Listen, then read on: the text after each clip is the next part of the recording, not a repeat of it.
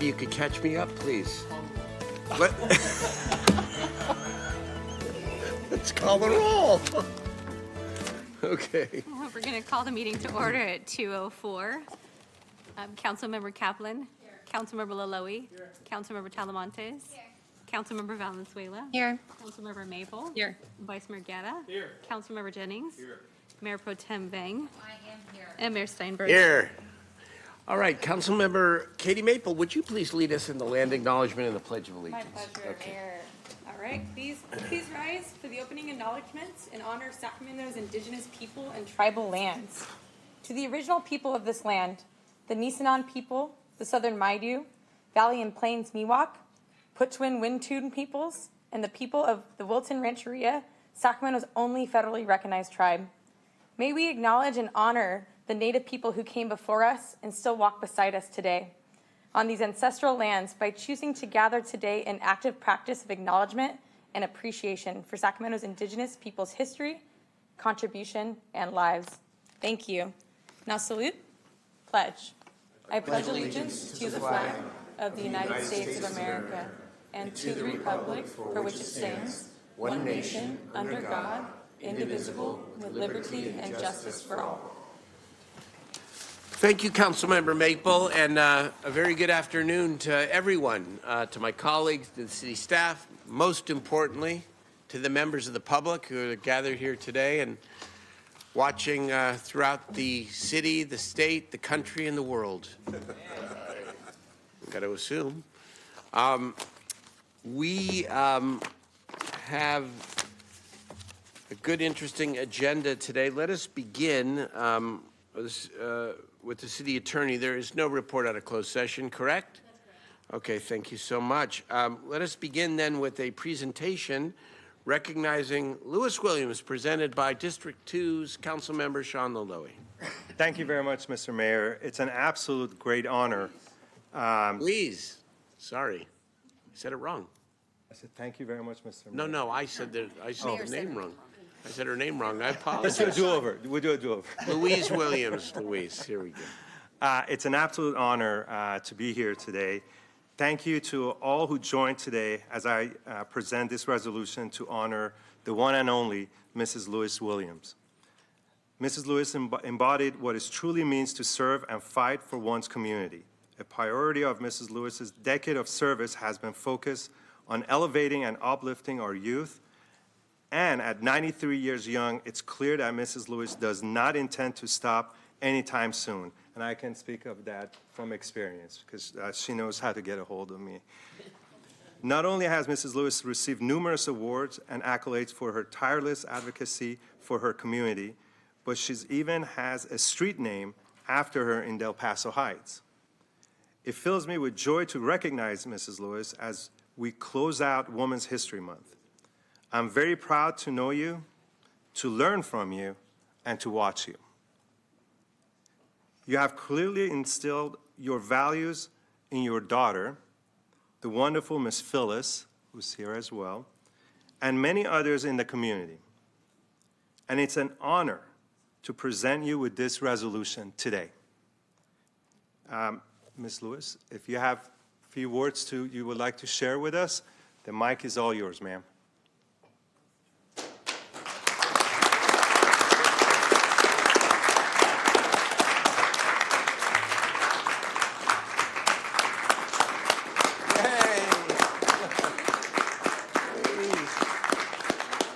Well, I've been here so many times, I guess you see me begging from one thing for another for our area that I live in, Del Paso Heights. I was telling them before I moved to Del Paso Heights, my husband was at McCullough, and I received the mailman brought me a letter, and he said, "My goodness, where you going to Del Paso Heights? Are you going to take your children there?" I said, "Well, I'm going there, and I'll try to make it a better place." So I have constantly worked and did things in the Del Paso Heights area, and I have enjoyed working all over Sacramento, doing different things here and there and a little of everywhere, and I have enjoyed it all. And I want to thank you for this honor to be here today. I didn't know that anyone was really paying that much attention to what I was doing or where I was doing, but I guess it stopped and someone recognized it, and I want to thank you. You honor us. Thank you. honor us. Thank you. Ms. Williams, thank you. Katie, go ahead. Councilmember, go. Miss Williams, I don't know if you remember me from when I used to show up sometimes to Strawberry Manor meetings when I was doing breathe advocacy and bike advocacy. And, you know, I used to go to a lot of neighborhood meetings back then, and there was always something different about what you all were doing up in Strawberry Manor. And what I find just so incredible, not just that you're still doing it, because that was a few years ago that I was going to those meetings, but how you've built leadership in your family and in your community to keep doing this work. Like, that's what a legacy is about, right? It's not just what you do, it's how you inspire those around you. And I got to witness that firsthand. So I just have to say personally how excited I am to see you here tonight, still doing what you're doing. And just really congratulations on this recognition. Councilmember Jennings. Thank you, Ms. Williams. I just want to let you know what a role model you are for so many of us, not only the ones that are here in the audience, but those who live in Del Paso Heights, who live in District 2, District 1, District 3, District 4, District 5, District 6, District 7. In other words, the entire city of Sacramento and the region of Sacramento. You are a role model for many of us. And many of us would not have ever served if it hadn't been for people like you who we saw do it, get up and make a difference in the community that they lived in, and it gave us the strength in order to be able to know that we could do so as well. So I just want to thank you for your tireless work, and I know you're not tired yet. You ain't done yet. I know that. I know that, and so I want to continue to encourage you and want you to know that this entire council and the city of Sacramento is here for whatever you need, whenever you need it. Thank you.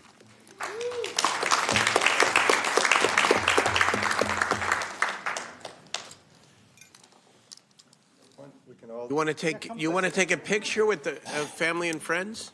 Please.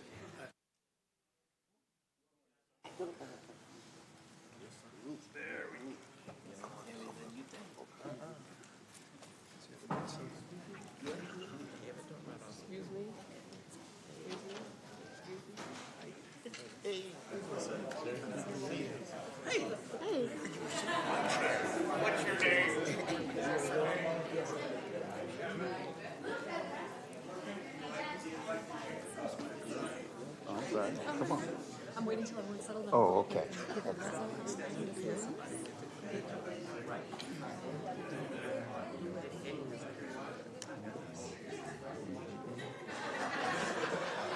Nathan.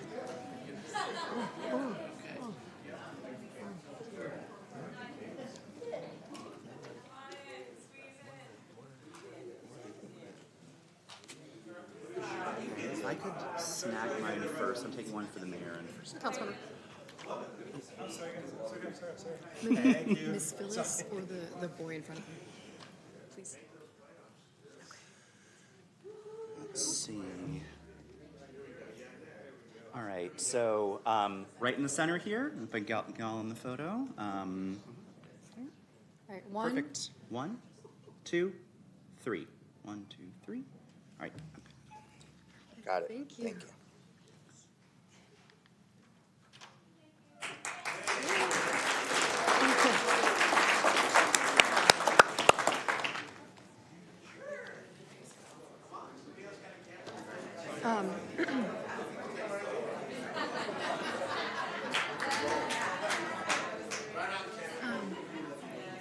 Councilmember and Miss Louise. Do you want one photo, you two? Kevin.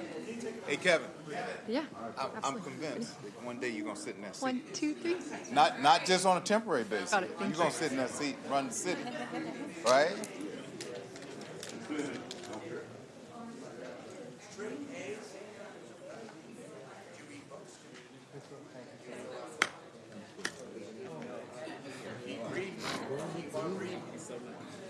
Anna, need a picture of you and the mayor there? Mayor Well, Starmer? they did not do it way back when. No, they were not way back when. They didn't do that then. All right. Exactly. I want to get one. Yeah, they pumped that thing. Oh, that's funny. That's funny. You're right, though. Yeah, you are absolutely right. Thank you. We're turning into the two old crows, I know. Two old crows sitting on the fence. Hey, do you remember when? Oh God. I tell you, that young man Kevin looked great sitting in this chair. He sure did. All right. Members, let us get to the consent calendar. At the request of the city manager, I think we want to take items 7 and 19 separately for staff presentation. Yeah, we're going to do a mini presentation. We don't need to take a separate vote, but there are many questions that came up on those two items. I thought it'd be good to have our police chief come up and our DCR folks come up on the two separate items. We can do it that way and just keep it all as part of Yeah, the consent yeah. calendar. That's fine. Are there any other items that members would like to be heard or voted on separately? Councilmember? Not heard or voted on separately, but I do have comments on item number 3 and item number 10. Okay. Very good. Mayor Pro Tem Vang? Comments on item number 2. Comments on item number 2. Okay, so why don't we then? I'm sorry, we got others. I'm sorry, Councilmember Kaplan, go ahead.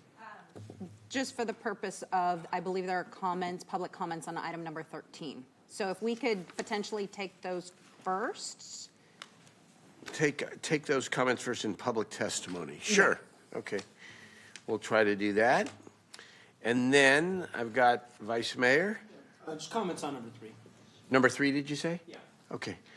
Okay, so why don't we then try to keep some semblance of order here and do a mini presentation on item 7. There we go. And ask Mario Lara to come up and kick us off here. And Nick, if you could be waiting in the wings, that'd be great. Thank you. Wait, I'm sorry. I'm we- sorry. 13 is really easy of just a couple public comments, then I know people could. So then people could go. I misunderstood your request. That's fine.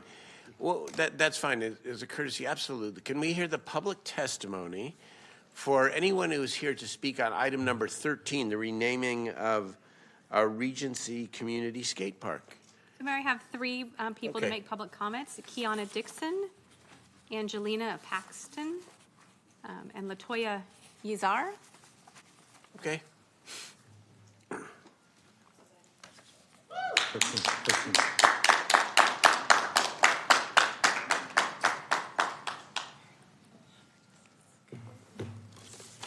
Hi, good afternoon. Hi, welcome. Hi, I'm Tyree Nichols' oldest sister, Kiana Dixon. As you all may know, my brother was tragically murdered by the Memphis Police Department. As I've learned that this would not be a name change because the skate park doesn't have a name, it's just at the Regency Park. It would be an honor if the park could be named after my brother. That was where he discovered the most beautiful parts of himself, where he met a lot of his long life friends, and where he picked up the joy of skateboarding there. He spent a lot of time there. Thank you. Take your time. It's okay. We'll give you whatever time you need, okay? Although he's no longer here with us, that park resembles a very great part of who he was. So I really am thankful for you guys considering naming the park after my brother, so his legacy of being free and being a skateboarder live forever. Thank you. Thank you. We're so sorry. Your name? Hi, my name's Latoya Izar. I'm Tyree's sister. As my sister said, my brother Tyree spent a lot of time at the park at Regency skateboarding. And to honor him in this way would mean a lot to our family. to his friends, to anybody who loved him, to anyone who had a chance to enjoy that park with him. I think that would be a great, that would be something as a great memory to share.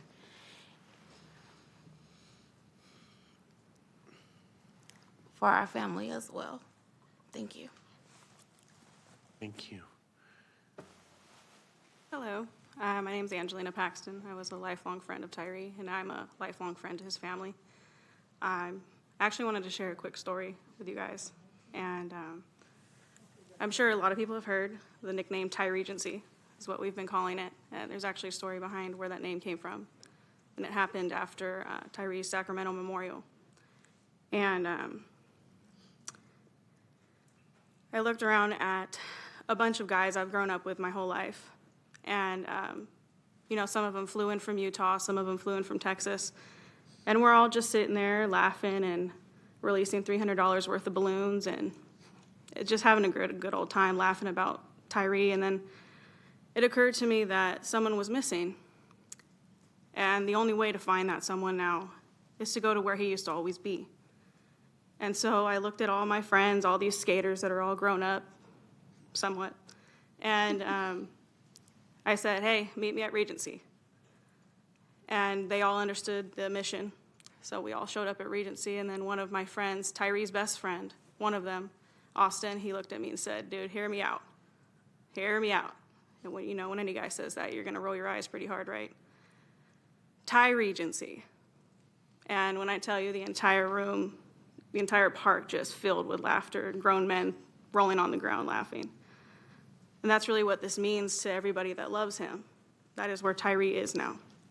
And so I appreciate this even being brought to our attention as an opportunity. And I think to honor his family and his friends, everyone that loved him, this is the number one thing you could ever do for this family, is make him memorialized for who he was, not what happened to him. Thank you. Wow, how beautiful. And I want to thank Councilmember Kaplan for bringing this forward, Lisa. I know you've championed this and really cared for and about the family. Why don't we take this item as an action item now, separately? I think that would be appropriate to make a motion, and I'm sure it will be seconded. And let's make sure that this is the first item of business we do here today in memory of not the death of, but the life of Tyree Nichols. Mr. Mayor, thank you. I will make that motion. I hope you would, or if you made it, I'll second. No, I want you to make it and Councilmember Talamantes to second it. But just briefly, since Tyree's no longer here, I've had the opportunity to get to know LaToya, Kiana, and Angelina. What a positive light you guys bring to Sacramento, that Tyree brought to Sacramento. It's been an honor to work with you guys, because they talk about Tyree of how do we celebrate his life? How do we make a difference in a positive way and tell his story? And so what has opened the doors for many, one of the things I want to announce today that I am really honored that in Tyree's name, we're going to be partnering with the Skate Park Project, which many of us who grew up in the 80s and know skateboarding, the Skate Park Project is Tony Hawk. That is his foundation, where he goes around the United States and upgrades skate parks throughout the United States in disadvantaged areas.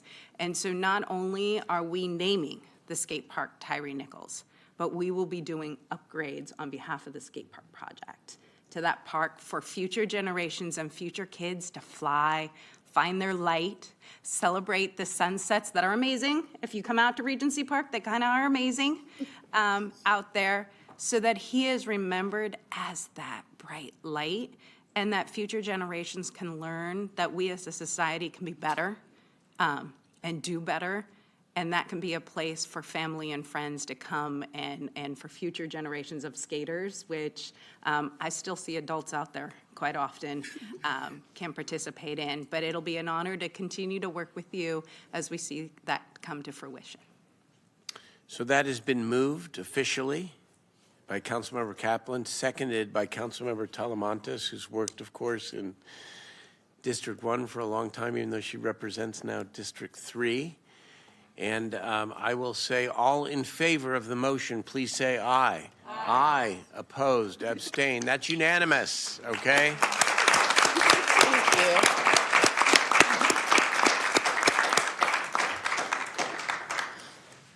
Thank you. Thank you, guys. Fill out your tissue. We're so sorry and so grateful to you. Okay. Members, then let's get back to the remainder of the consent calendar. We're going to start with a mini presentation on item 7. Good afternoon, Honorable Mayor and Council. Item 7 on the, my name is Mario Lara, Assistant City Manager. Item 7 on the consent calendar is requesting approval of an agreement with Forensic Clean in the amount of $4 million to provide cleanup services throughout the city. Briefly, we have been seeing a significant increase in requests for services to address the mitigate the impacts of homeless throughout the city and to help clean up the city citywide. When council adopted the ordinance, sidewalk ordinance, we anticipated that we would be seeing an increase in uptake. So staff issued an RFP to request services to support us in this regard. What you're seeing here is a significant increase as a result of two main reasons. Number one is expanding services, right? So we're going from an average of 4 crews per day for 8 hours a day to 7 crews at 10 hours per day. That's a significant increase in the total number of hours that we will be out there to be able to mitigate the impact of homelessness throughout the city. Secondly, there's inflationary cost adjustments that are included there. The average wage under the current agreement is about $52 per hour, and that's inclusive of wages and benefits. It's inclusive of all of that. That's the cost to the city. Is going up to $55 per hour, which is about a 5.7% increase. So there's an inflationary adjustment as well as an expansion and increase in services. Under the maintenance section, there's also an increase in the budget allocated for maintenance. Fuel costs, costs for tires and vehicle maintenance is going up. The way that is going to be managed is that we're going to expect that the vendors, when they submit their invoices, they're going to submit receipts with backup documentation. So that's most of that is going to be a pass-through cost.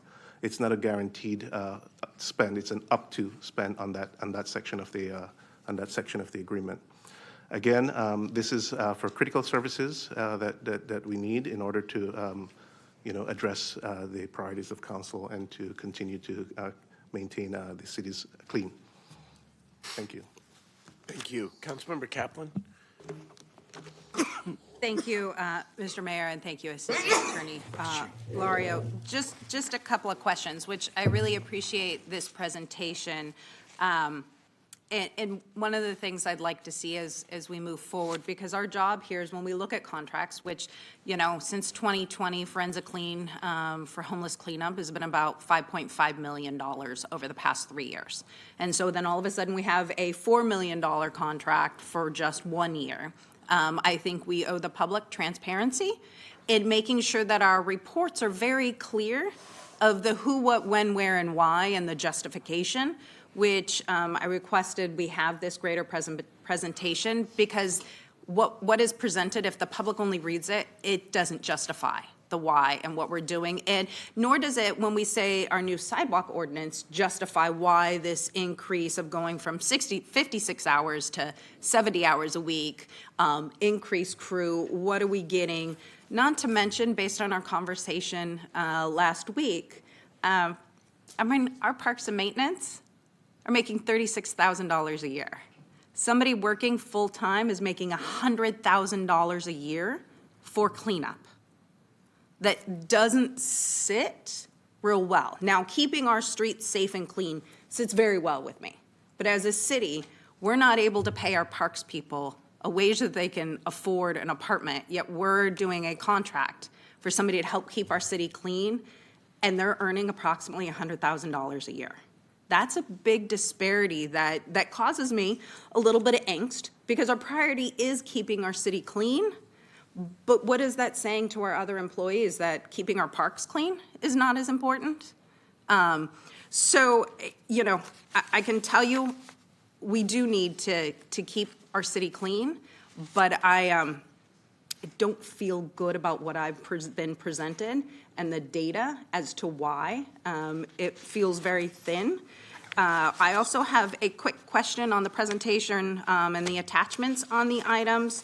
In the contract, it says on the attachment on Part B, vehicles, it says that there are 9 trucks, 1 trailer, a John Deere front loader shall be maintained on a regular basis at a cost of $40,650 per month.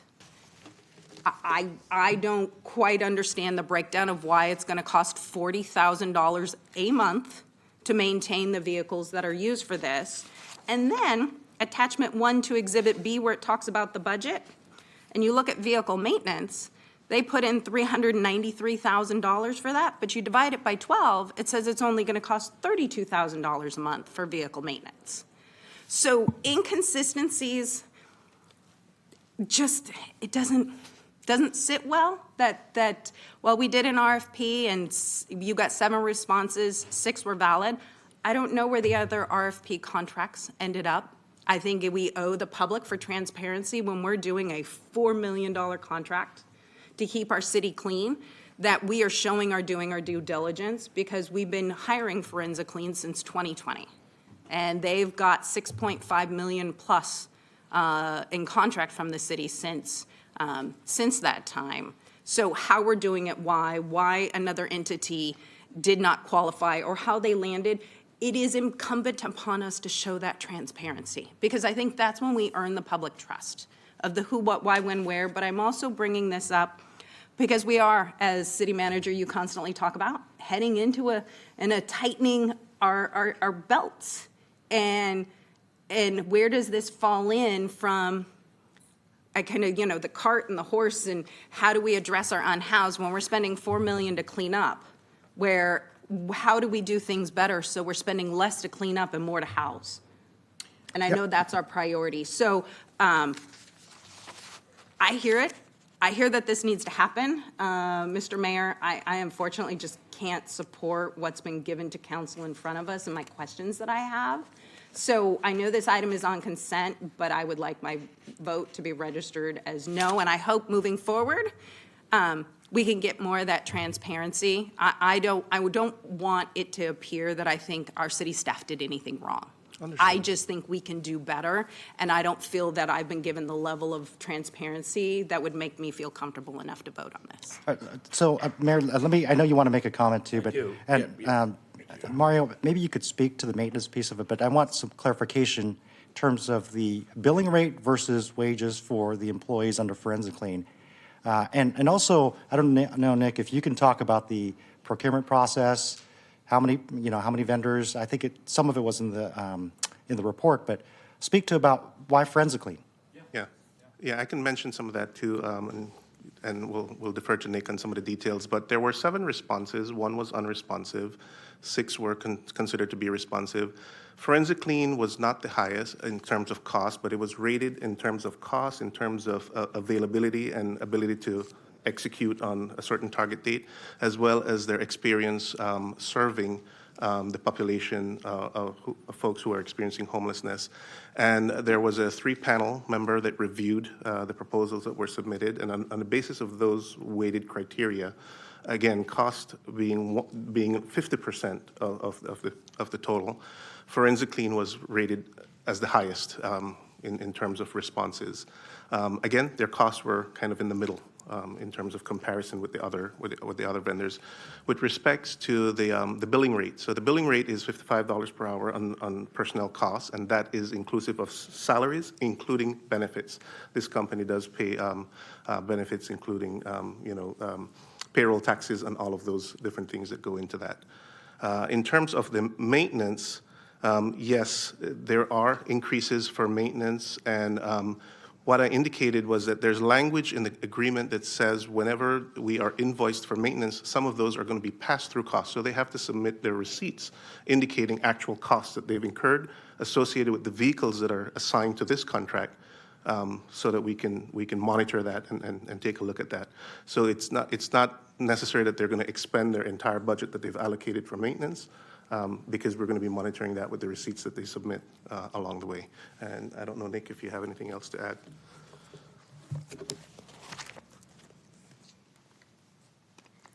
Good afternoon, everyone. Nick Galling, Homeless Services Manager with the Department of Community Response. So just a little bit of background on the RFP. We did have 7 total respondents. There were 6 that were responsive to us. Just to give some quick numbers, one of the proposals was submitted a budget of $4.8 million. There was also a higher markup for staff costs for that program than Forensic Clean. Another one was for $3.652 million. In their response, they referred to people experiencing homelessness as transients. We want to make sure that any program that we're going to be contracting with does trauma-informed work and goes from a lens of just kind of honoring the humanity. There was another respondent at $1.8 million.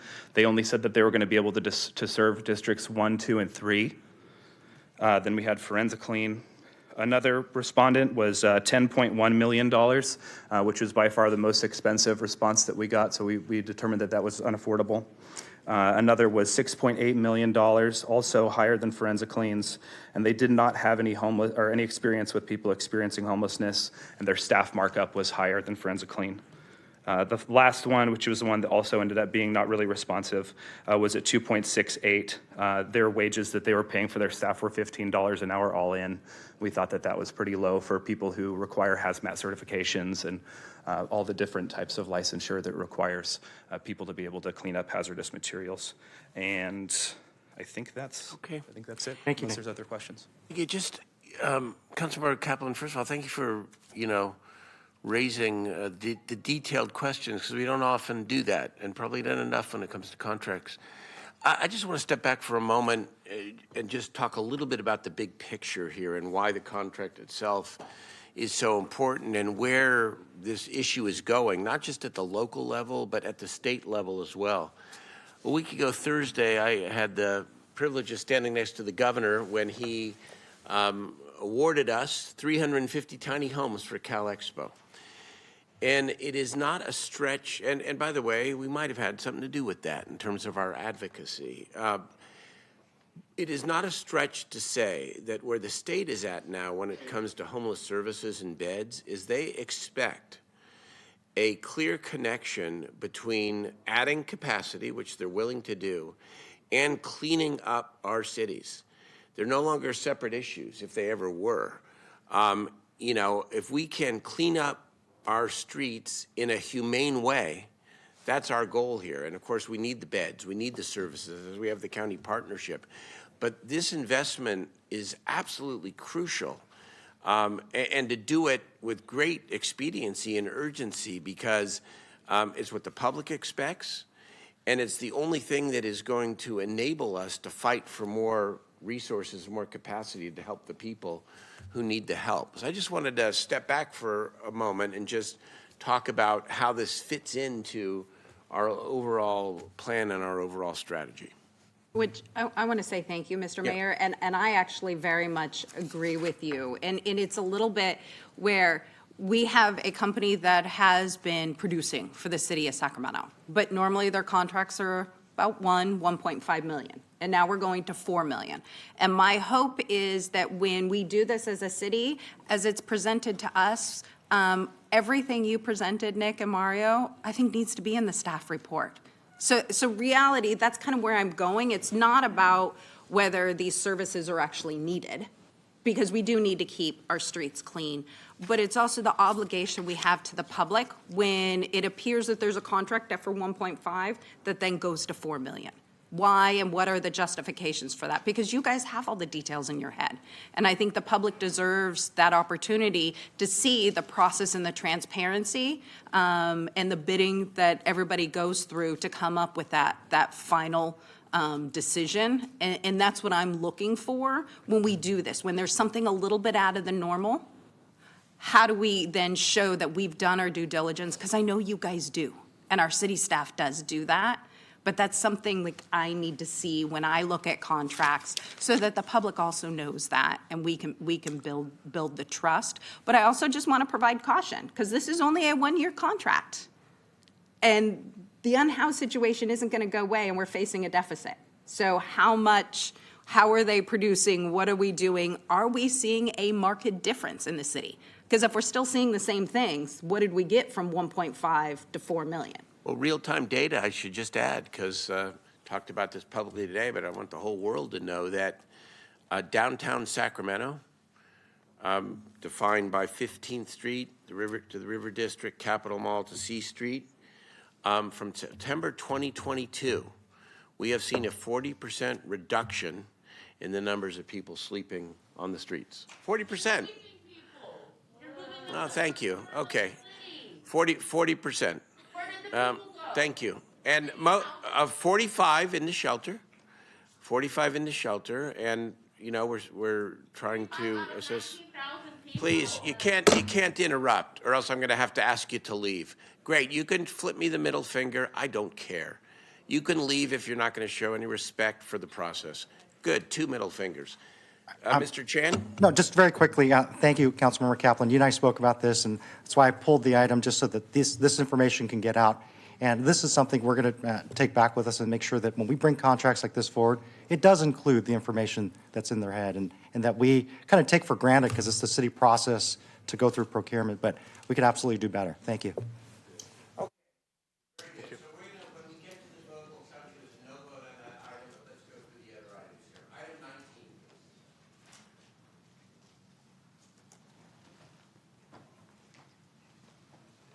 Item 19, Chief Lester. Good afternoon, Mayor and Council. Thank you for letting me speak on this item. I'm actually here with some of my counterparts, Captain Rudy Chan, who oversees our academy and our research and development division, and Steve Oliveira, who's the deputy chief over training and investigations as well. So item 19 is really a request to make a purchase. And I want to show you what we are looking to buy. So currently, our department does not issue standard rifle-rated ballistic protection to most of our sworn officers. Our current vests, which are commonly referred to as bulletproof vests, is somewhat misleading, actually, because the vests that most of us actually wear, they do protect against handgun ammunition, but they don't protect against rifle rounds. So if I could have Rudy come up here. This is the soft vest that we typically wear. And what we're asking to purchase, if you don't mind removing it, is essentially a ceramic plate that goes into the front and to the back of the officer's vest. So you can see it really is just an insert, and it's about an 8 by 10 inch, ceramic or composite plate. So until recently, plates like these, most plates that were able to protect against rifle fire were really heavy, very unwieldy, and most required a completely separate carrier. Thank you. And that armor is not lightweight. It's not comfortable enough to be worn every day by officers, and it leaves them really unprotected against rifle threats on a consistent basis. But the thickness profile, the weight, and the cost of rifle-rated armor has come down dramatically in the last few years, and we have better technology, which is why we're looking to do this. So because of, kind of the former technology, only certain officers, like those in SWAT, were issued rifle-rated armor, and normally that type of armor was used for very specific special operations and not for day-to-day duty. But it's really the unfortunate reality that rifle threats and shootings involving high-powered weapons are becoming increasingly common on the streets, with seizures of rifles and also rifle caliber firing pistols, such as AR and AK pistols, that we have confiscated occur on a regular basis. We've also seen home builds of rifles with the 80% lowers, which we've all talked about, and ghost guns have proliferated, resulting in rifle caliber firearms being very commonly encountered by our officers. And sadly, as you remember, in 2019, 2019, Officer Tara O'Sullivan was shot and killed here in the city by a suspect who was armed with a rifle. And the officers with her had to attempt to rescue her and navigate that very deadly incident without being equipped with anything that would protect them from the same rifle fire that killed her. So this gap in ballistic protection against rifle-related threats really has not been met, and we would like to address it by issuing these plates to all of our officers, because we really do have an obligation to protect them from common threats, which includes rifle fire. So therefore, we're requesting the purchase of these plates. They fit into the existing protective vests that we wear, and they will upgrade our current vests to be able to stop most rifle rounds. The other outside agents around us, such as the Sheriff's Department, Placer County, Roseville, Elk Grove, Vacaville, and PD, have all purchased this type of rifle-rated protection for their officers. As you can see, this one only weighs about 1.5 pounds, and it's about a 1/2 inch thick, allowing for the everyday wear protection. And this panel is commercially produced for first responders by the same company that makes our existing vests, which are the point-blank vests. It is not military grade. It is not military issue. The military has completely different armor than this. This was really designed for civilian first responders, and although it was first marketed back in January of 18, it's really been after testing and proven effectiveness that we're now asking for this extra protection for officers. Sadly, I'll bring some statistics in. The FBI shows that between 2010 and 2021, nationwide, 118 law enforcement officers were killed by rifle fire. Between 2020 and 2022, our department has seized 360 rifles, which averages about 1 rifle every 3 days that we encounter. Also, we've had numerous ghost guns, 18, that we've confiscated so far this year, and many of them can be machined into .223 caliber rifles. National Institute of Health referenced that assault rifles account for a large percentage of our mass shooting fatalities, and the Journal of American Medical Association found that irrespective of the type of firearm used, more people were wounded and unfortunately killed in incidents which semi-automatic rifles were used compared with incidents involving other firearms. So I know I've mentioned Tara O'Sullivan being shot and killed. This is, a problem we're certainly facing in our region. If you remember, in September of 21, after a very prolonged standoff, a suspect armed with an AK-47 fired numerous rounds at our officers. In March of 2022, just into Sacramento County, we had the church shooting near Arden Fair Mall, where a father killed his 3 kids and a chaperone at a visitation. Our officers were the very first to respond to that incident. And then just recently in Monterey Park, the Lunar New Year of 2023, the shooter had stockpiled hundreds of rounds of rifle ammunition in his home. One question that's come up that I'd like to address is, really about the Rook. Like, can we not have the Rook and have these instead? And I'd just like to address that. Really, this is not a substitute for the Rook. The Rook is not a substitute for this type of protective gear. These plates are really to protect the individual officers at all times in the field. The Rook is a completely different piece of equipment. It's a unit, as we talked about, that is really used during critical incidents to allow officers to get closer, to maneuver closer to a potential deadly situation while being protected from gunfire and other weapons. Can also be used as a rescue vehicle, and it provides us the ability to deliver equipment and supplies as needed. And then the last thing that I'll leave you with is just Cal OSHA. So really, it's a responsibility to our employees as an employer, in addition to all of the reasons that we want to make sure that we provide this protection. The Cal OSHA Injury and Illness Prevention Program addresses employers' responsibility to identify and evaluate workplace hazards. And in December of 2018, we were fined because we failed to correct some identified hazards, which included protecting officers from a 2016 incident where 2 of our officers were shot. We had gunfire penetrate the front doors of our patrol cars, and we had no protective panels in those, which which were available at the time. Since that time, we have installed protective panels in those vehicles. And having already been fined, we're certainly subject to additional fines. But I just want to be clear, this isn't about fines. It's about really what's doing, the right thing for the men and women of this department. They voluntarily serve our community in a very difficult and dangerous job, certainly high risk. And, we feel there's really just no reason not to outfit them with this type of equipment, a very simple piece of gear. So thank you for your time, and we're here to answer any questions. Thank you. I mean, this is part of the consent calendar presentation. I want to make sure we hear from the public on this item, then maybe we'll take questions and comments from the council. But let's go through the remainder of the consent items just so. What's that? What the list term? I'm sorry.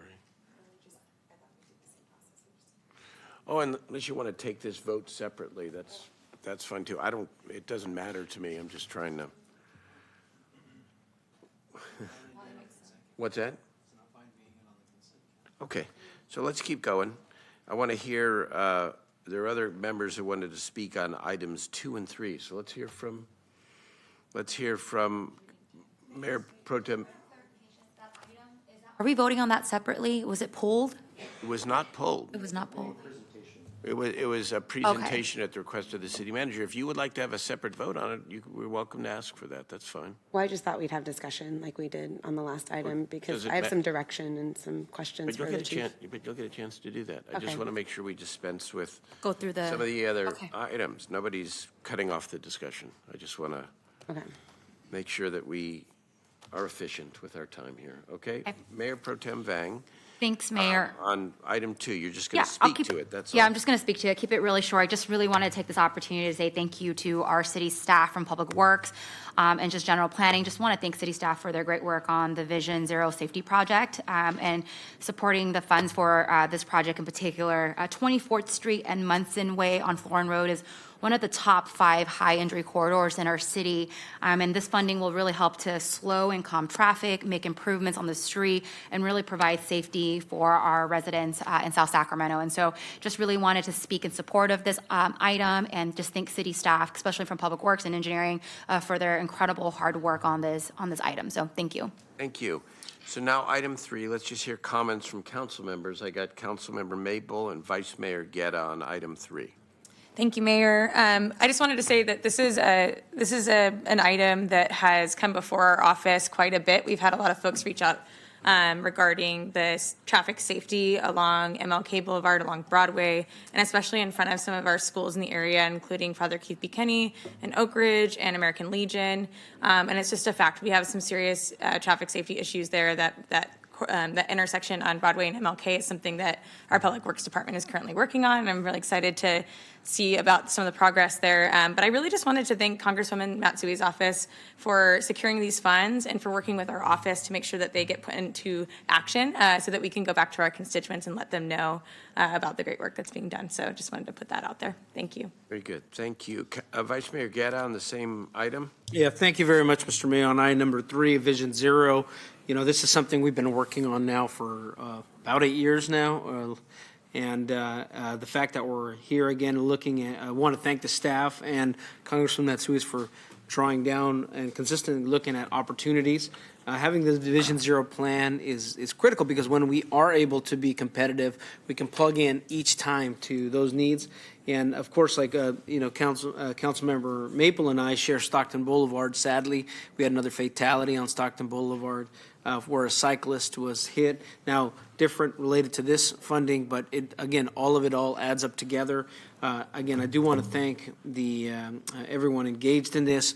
We will continue for questions from my constituents who've asked, what are we doing about improving pedestrian and vehicle safety?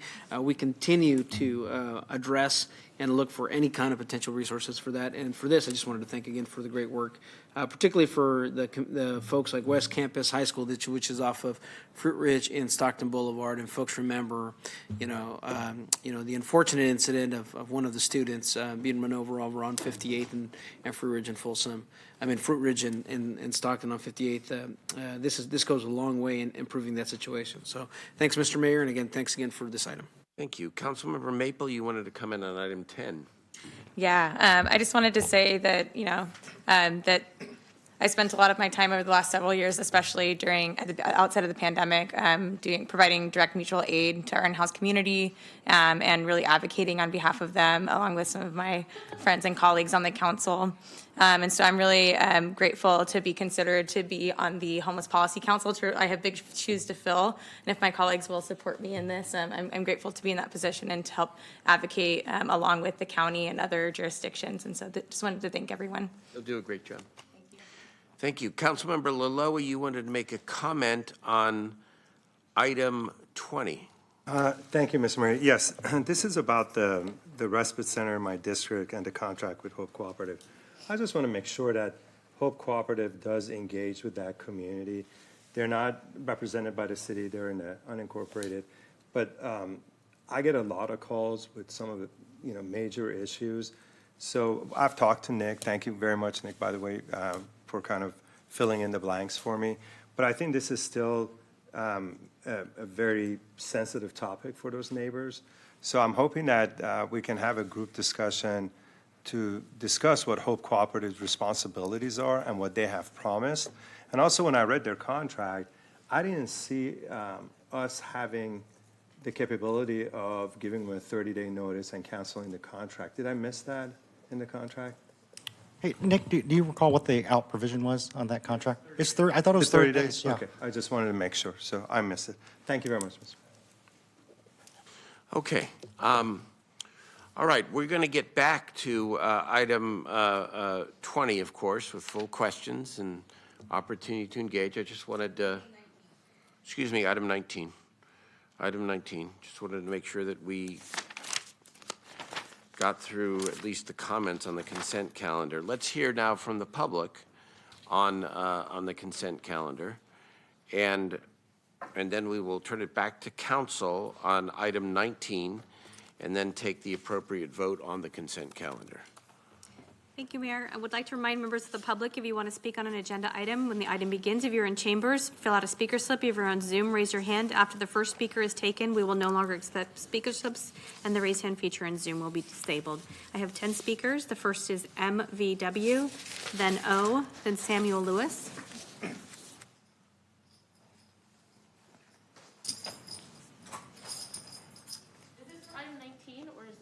This is for the full consent calendar, and I believe you're speaking on item 19. Sacramento Police Department, as of April 30th, 2022, has 79 unmanned aircraft systems, or drones, 5 robots, 2 armored vehicles known as Bearcats, 1 mobile incident command center, 1 crisis negotiation team vehicle, 4 long-range acoustic devices to clearly broadcast commands, 102 launchers, 503 of those rounds that fire in the launchers, 619 shotguns that fire beanbag rounds, 2,525 beanbag rounds, 2 AR-10 rifles for long-range shooting, 148 flashbangs, 20 short-barreled rifles, 322 lightweight semi-automatic rifles, 50 canisters that break into 3 tear gas spraying parts that spray 50 feet apart, 28 more tear gas grenades, 18 pepper spray grenades, 100 pyrotechnic smoke grenades, 11 blue smoke grenades, 26 pepper spray canisters that break into different pieces, 16 pepper spray vapor grenades, 28 pepper spray canisters, 5 streamers that deliver 14 bursts of pepper spray. They really like their pepper spray. 1,000 feet of detonating cord, 28 foggers that deliver 14 bursts of more pepper spray. Who are they at war against? I'm a little confused, because if they're supposed to keep us safe, all these items have been used against the community that they're keeping safe. When did we get invaded? Because I don't remember us ever being invaded by foreign entities. I think the domestic terrorists are here with their badges on. So before you give them more money, I think the thing is to think about that this list was only 3 pages, and it Thank you for your comments. Your time is complete. Our next speaker is O, then Samuel Lewis.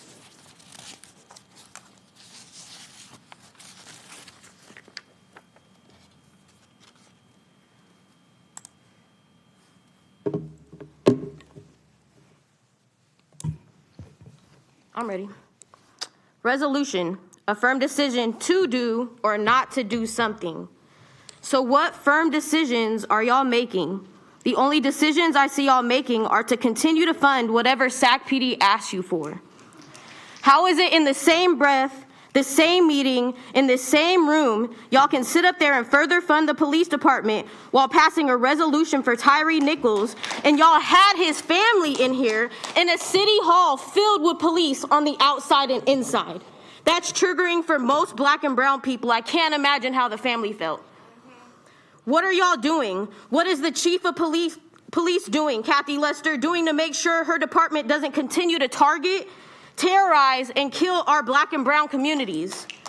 We have come in here with our list of demands for 7 weeks in solidarity with Decarcerate Memphis to make sure that there's never another Tyree Nichols, there's never another Stephon Clark, never another Daryl Richards, never another black or brown life murdered by the police.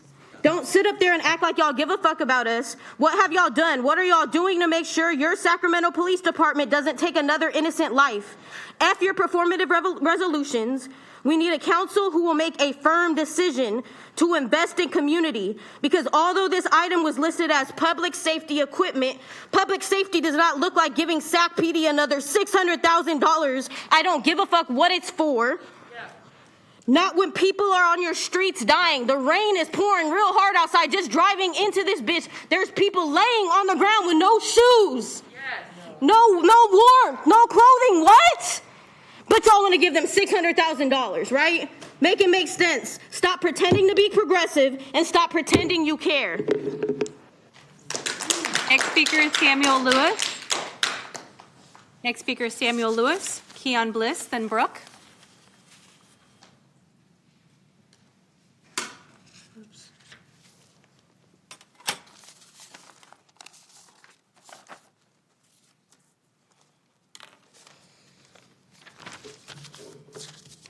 I have a paper right. Oh, you can see it. My bad. Good afternoon, City Council members and the Mayor. My name is Samuel Lewis. My pronouns are they, them. I'm here to remind the Council of the 8 community demands regarding the demilitarization and defunding of the police, and putting that enormous amount of money you give to a system built off of white supremacy back into our most marginalized communities. The safest communities aren't the ones who have the most police, they're the ones that have the most resources. To add to that, to the resolution stated before, a good way to honor Tyree Nichols would to start by not putting more money into the system that murdered him and implement community demands so we don't lose another black and brown life to killer cops. 1, we demand no more purchases of military equipment. 2, we demand the City Council to approve all SCPRC recommendations. 3, we demand City of Sacramento to create a traffic enforcement dashboard. 4, we demand to end SAC PD's use of pretextual traffic stops. 5, we demand to end SAC PD's use of unmarked cars and plainclothes police officers. 6, we demand SAC PD's gang enforcement teams and all problem-related policing teams be dissolved. 7, we demand the removal of all Sacramento police officers from the traffic enforcement entirely. 8, we demand SAC PD to stop all sweeps of the unhoused. Oh my God. Our next speaker is Keon Bliss. Keon Bliss, Brooke, then Mackenzie.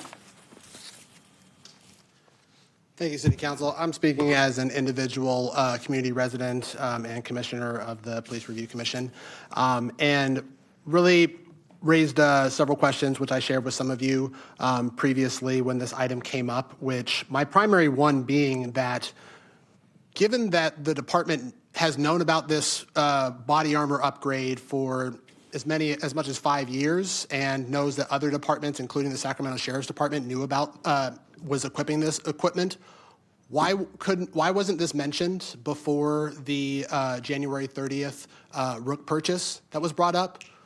Why wasn't the patrol vehicle upgrades mentioned as well, for you all to consider as you were deciding how to use the UASI funds that were used to purchase this single piece of military equipment?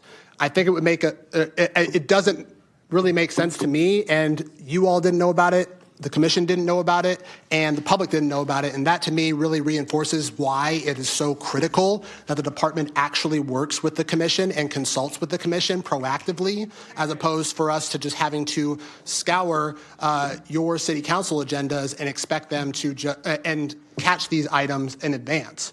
I mean, your advisory bodies, even according to the description from the city manager's office, has us working directly with our respective departments, for everything from planning commission to housing authority or whatnot. But the Sacramento Police Department appears to be the only one that doesn't reach out to us proactively about these sorts of things. And this is relevant information that should have come up to your attention in order to have cost-effective, reasonable alternatives, which, in my honest assessment, doesn't actually meet the requirements of AB 481. And specifically, when it comes to seizure of rifles, seizure does not correlate to use. Use correlates to use, and even the FBI's own data does Your comments, not show your time is that. complete. Our next speaker is Brooke. Thank you for your comments. The next speaker is Brooke, then Mackenzie.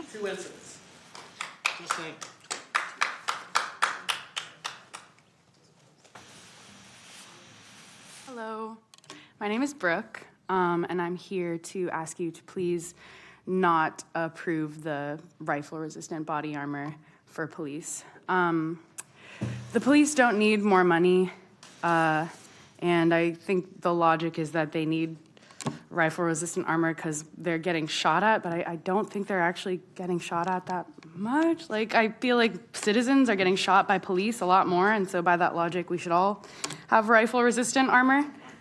So maybe we could think about that if we're thinking about this. But I don't know, I work on the crisis line for my sister's house. I know you know about my sister's house, Daryl. Last time I saw you, you were at the run for my sister's house, and you did the dog costume contest. It was Halloween. But I do want to speak on behalf of the calls that I take for the crisis line, that the people who are calling me don't want from you to do a dog costume contest. They just want housing. And I know that there are funds for housing, and we just need to use them to house people, because that's the most basic thing. Like, these people just want safety. They want shelter. People want mental health services. Like, this would prevent violence. We don't need cops in more armor. We need preventative services so that people can have what they need, so that they don't have to feel unsafe anymore. Thank you. Thank you for your comments. Next speaker is Mackenzie, then Jared, then Robert Copeland. Good afternoon, Council. My name is Mackenzie Wilson, an organizer with Decarcerate Sacramento, and living here a very long time, my whole life pretty much. I think I can start by saying that I think that you'll always be put in the position of having to make sure that your employees stay alive. The cool thing about that, though, is your employees are oftentimes your community members. So what are the things that'll keep your entire fucking community alive? Is really, I think, the way to be looking at this. The truth is it's your austerity that creates the crime, the harm, the things that would even cause somebody to have a rifle in the first place. If you would invest instead into, if you just gave $600,000 to housing, let alone, I'm just man, y'all's budget every year is ridiculous. And if it went into housing, if it went into education, if it went into food access, if it went into mental health, substance use services, if it went into the things that actually invested in our health and our safety, right? Those are the things that create wellness inside of our bodies. And when we are well and we are taken care of, then we take care of each other and we take care of our community. And that means that we don't actually have to worry about cops being shot at by rifles. We don't have to worry about people living outside and why cops have to sweep them. We don't have to worry about somebody in the middle of a mental health crisis and then a cop goes out and shoots them. We don't have to worry about a kid having issues at school because they come from broken families, and then an officer who then introduces them to the education to prison pipeline. You know what I mean? This is the problem. It's your austerity that causes the harm that you are here protecting your employees against. And so an investment into us is the only way to stop the violence that you're even trying to protect people from. Do you get it? Do you get it? Am I making these dots connect very simply for you. Maybe it's because this time I'm not yelling, but I've been yelling this since I Thank you for your started here 8 comments. Your years ago. time is complete. Our next speaker is Jared, then Robert Copeland.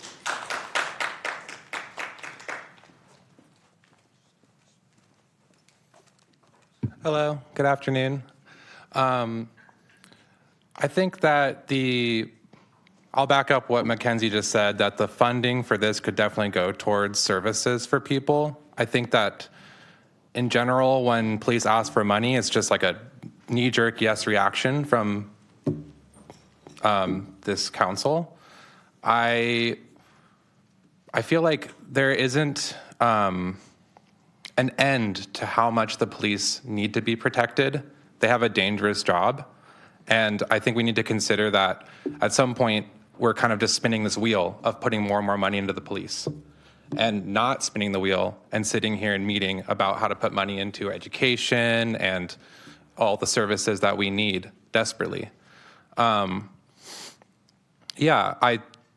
Today's been a bit long day. We came from the county, so we're sort of like jumping from one thing to another, so trying to catch up. But I would say that as with the Rook that was voted for here, I am in strong opposition to spending more and more money on our police force. It's just a clear, simple thing for me, and the nature of that thing, whether it's to save police lives, is kind of irrelevant. And oh yeah, this is the last thing I want to add. Sorry, I'm unorganized, but protecting police lives does endanger the lives of the people that the police interact with. In a way, like with the Rook, they will get closer to their targets with more safety and be able to, fire a gun more safely at a target. These vests can also empower the police to run at targets in ways that they might not have previously. So I do think that defensive measures always have an offensive aspect to them that needs to be brought into the conversation. Work with the review board. Seems like something that you all want to do. So Thank you for your comments. Our next speaker is Robert Copeland on item 19. Then I have Aaron Johansson and Charles Duckworth on item 20. And after that, I have 6 speakers online. I'd like to echo everything the previous speaker said. How does the public get this body armor to protect us from the cops? There's been more civilians killed by the cops in Sacramento than the cops been killed in Sacramento. Wrong. The cops are not making the public safer. They're endangering the public with their actions. Why don't the police work with the public instead of against the public to make Sacramento safer? Why doesn't this money go into homeless services, mental health, housing, education, job training? Thank you. Thank you for your comments. Aaron Johansson and Charles Duckworth. Good afternoon, Mayor and Council. Thank you for allowing me to speak. My name is Erin Johansson. I'm the CEO at Hope Cooperative. And Councilmember Laloy, you asked some questions. I'd like to address those questions. Since we've been open since September at the Outreach and Engagement Center, we've made multiple outreaches to the neighborhood. We've had 2 community meetings, and we have another one scheduled for April 6th. These have been virtual meetings, and they've been every other month, which was our original requirement by the Department of Community Response. I was also asked by Supervisor Desmond to do an in-person meeting specifically for the county residents. We're working that out right now. I've offered a space at our Marconi core location to provide an in-person meeting for that. So we're working on that right now. One of the other things that I think has been really great is that we've been responsive to those community members when they have come to us with issues. One of the issues was trash in the park. So our staff are going out twice a day and picking up trash in the park in the local area around the Outreach and Engagement Center. That wasn't part of our original contract. That was responsiveness to the neighbors. Some of the business owners on Watt Avenue, Auburn Boulevard, have asked that at times after the very wet weather, when we've done the weather respite, that folks, when they leave, are loitering in their businesses. So we've gone out and talked to those businesses, and we've talked to the guests that are leaving and made arrangements for that not to happen. And we've gotten some really good feedback from the neighbors with whom we've engaged, including Mr. Duckworth, who's coming up next. So hopefully he has something good to say. But we've had these conversations. We continue to have these conversations. We work closely with the Children's Receiving Home. They have 0 complaints at this point in time, and we have a really good and active relationship with them. So I hope that addresses some of your concerns. I'd love to come back. Thank you for your comments. And Your give time you a is full complete. Our next speaker is Charles Duckworth, and then we have 6 speakers online.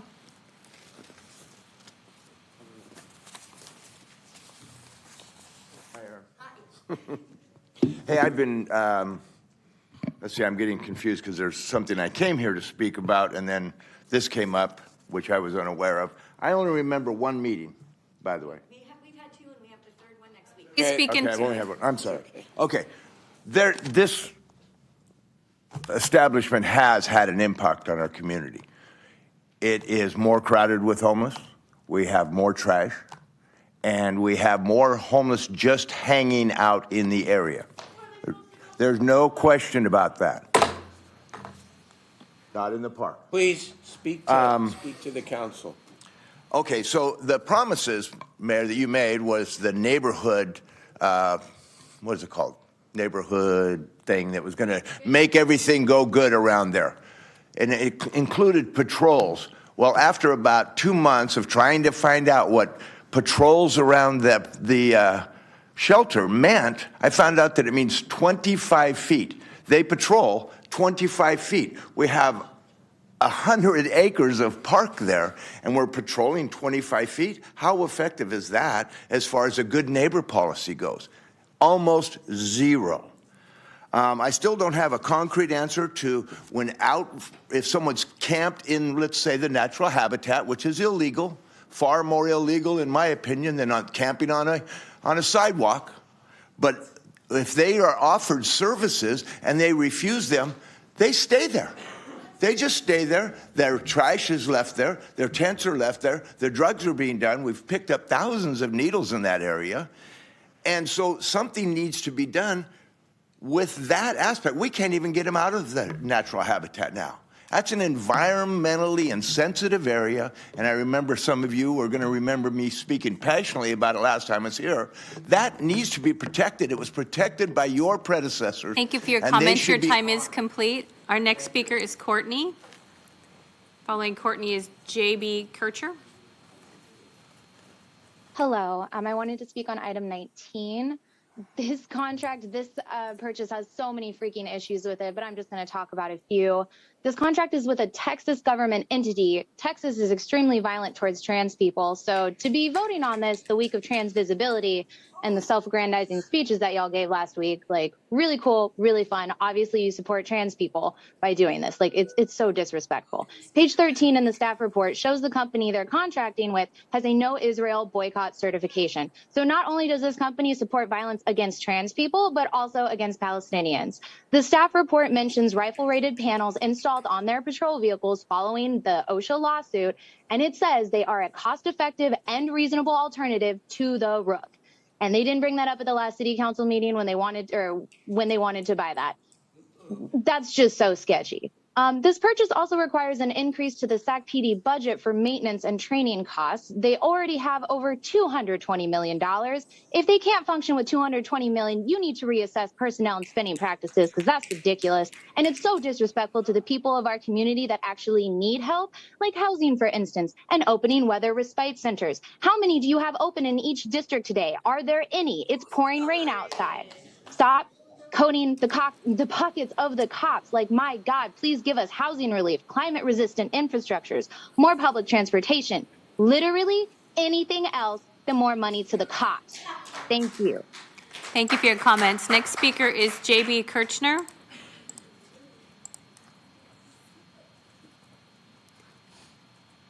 JB Kirchner. Hi. Hi. Thank you, City Council members, for your time. My name is Gabrielle Kirchner. I'm a resident of the city and work as an environmental scientist for the state. Regarding item number 19, I strongly urge you to oppose the motion to pass this item. For context, the negotiations for this contract began in 2019, or I guess January 2018, in response to Black Lives Matter protests. Since then, we've had the Truth and Reconciliation Project that's been ongoing to improve police and community relations. What I want to know is what information has come from the 200 plus class action lawsuits against Sacramento PD. I want to note that the city has spent over $37 million in the last 4 years alone, settling lawsuits regarding wrongful death and battery of citizens at the hands of the police department. I think the community needs a more transparent process to explain what's going on and why so much money is being spent to protect less than 700 cops that police 500,000 citizens in the city of Sacramento. Thank you for your time. Thank you for your comments. Our next speaker is Jen.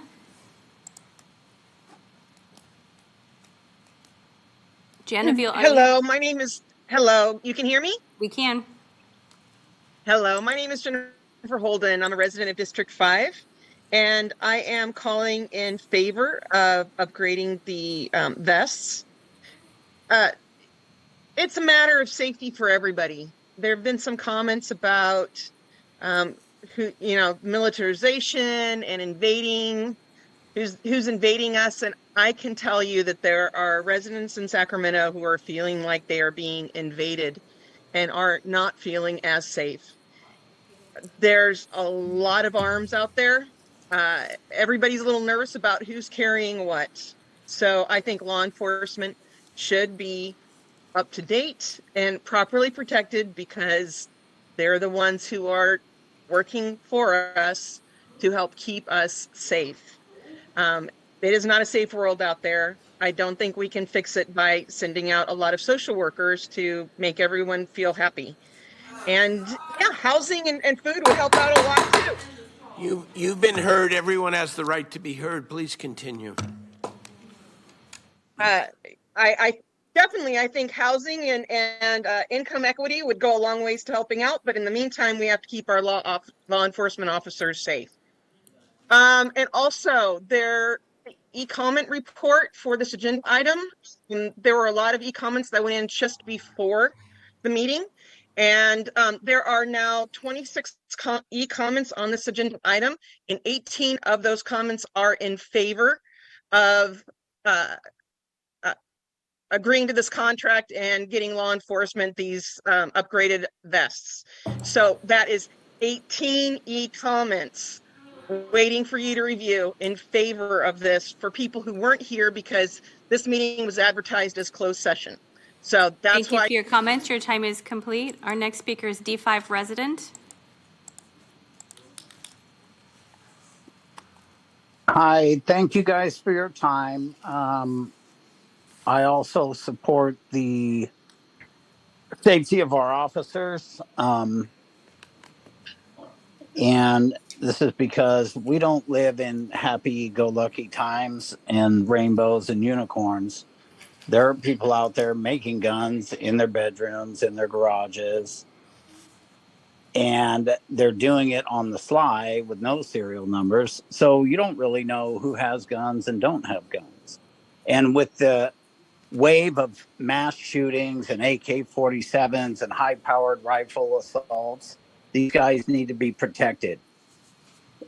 And if you think they don't, then maybe you should go outside and try standing in front of a bullet yourself, or maybe wrap yourself up in some bubble wrap or something like that. This is ridiculous. Everybody should be able to go home to their families at night. I'm in support of this, and that's all I got to say. Okay, next. Thank you for your comments. Our next speaker is APTP Healing Justice. Hey y'all, my name's Carly Brannon. I am a resident of District 2, And the last gentleman just suggested that people go out and stand in front of bullets. And I just want to make a note that many of the people who have spoken this afternoon have stood in front of bullets, the bullets that have been shot at them by Sacramento Police Department. So I wanted to comment on the fact that this was moved from last week to this week. And then the 5 p.m. meeting was canceled. So it was moved to the 2 p.m. meeting, which is happening while many people are at work and at school. I happen to be off sick today, so I was able to attend. But that's really dirty. Also, another person had commented that this was previously listed as a closed meeting. So that just kind of adds to the griminess of moving this. And it continues to be incredibly clear that you are intending to not have people speak on these things. It is ridiculous that this is on the consent calendar. This is something that requires way more discussion. Why haven't we discussed this if you've known about this for 5 years? Why was this not mentioned when we were talking about the Rook? If you were aware of these rifle proof panels on their vehicles before you purchased the Rook, that is kind of a lie of omission, is it not? Wouldn't that then be illegal under your own military equipment use policy because there's already something in place? So it's just clear that you guys don't want to listen to us. It's clear that you don't care about the safety of your communities. This is not keeping us safe. This is making us more unsafe and protecting the people who are actively harming us. Knock it off.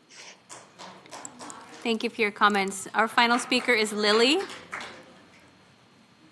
Hi, my name's actually Joy. I'm a disabled veteran and resident in District 5.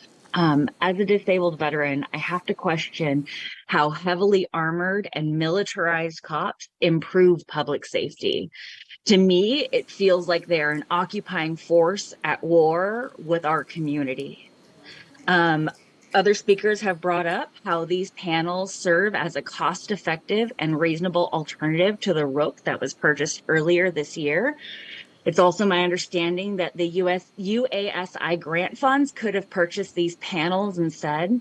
So I have to wonder why they weren't presented as an alternative and funded through that process. It seems like a violation of SACPD's own MEU policy and of AB 481.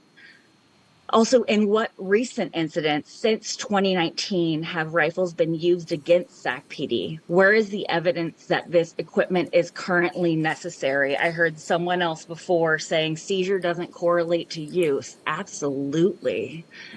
SACPD's budget is $220 million.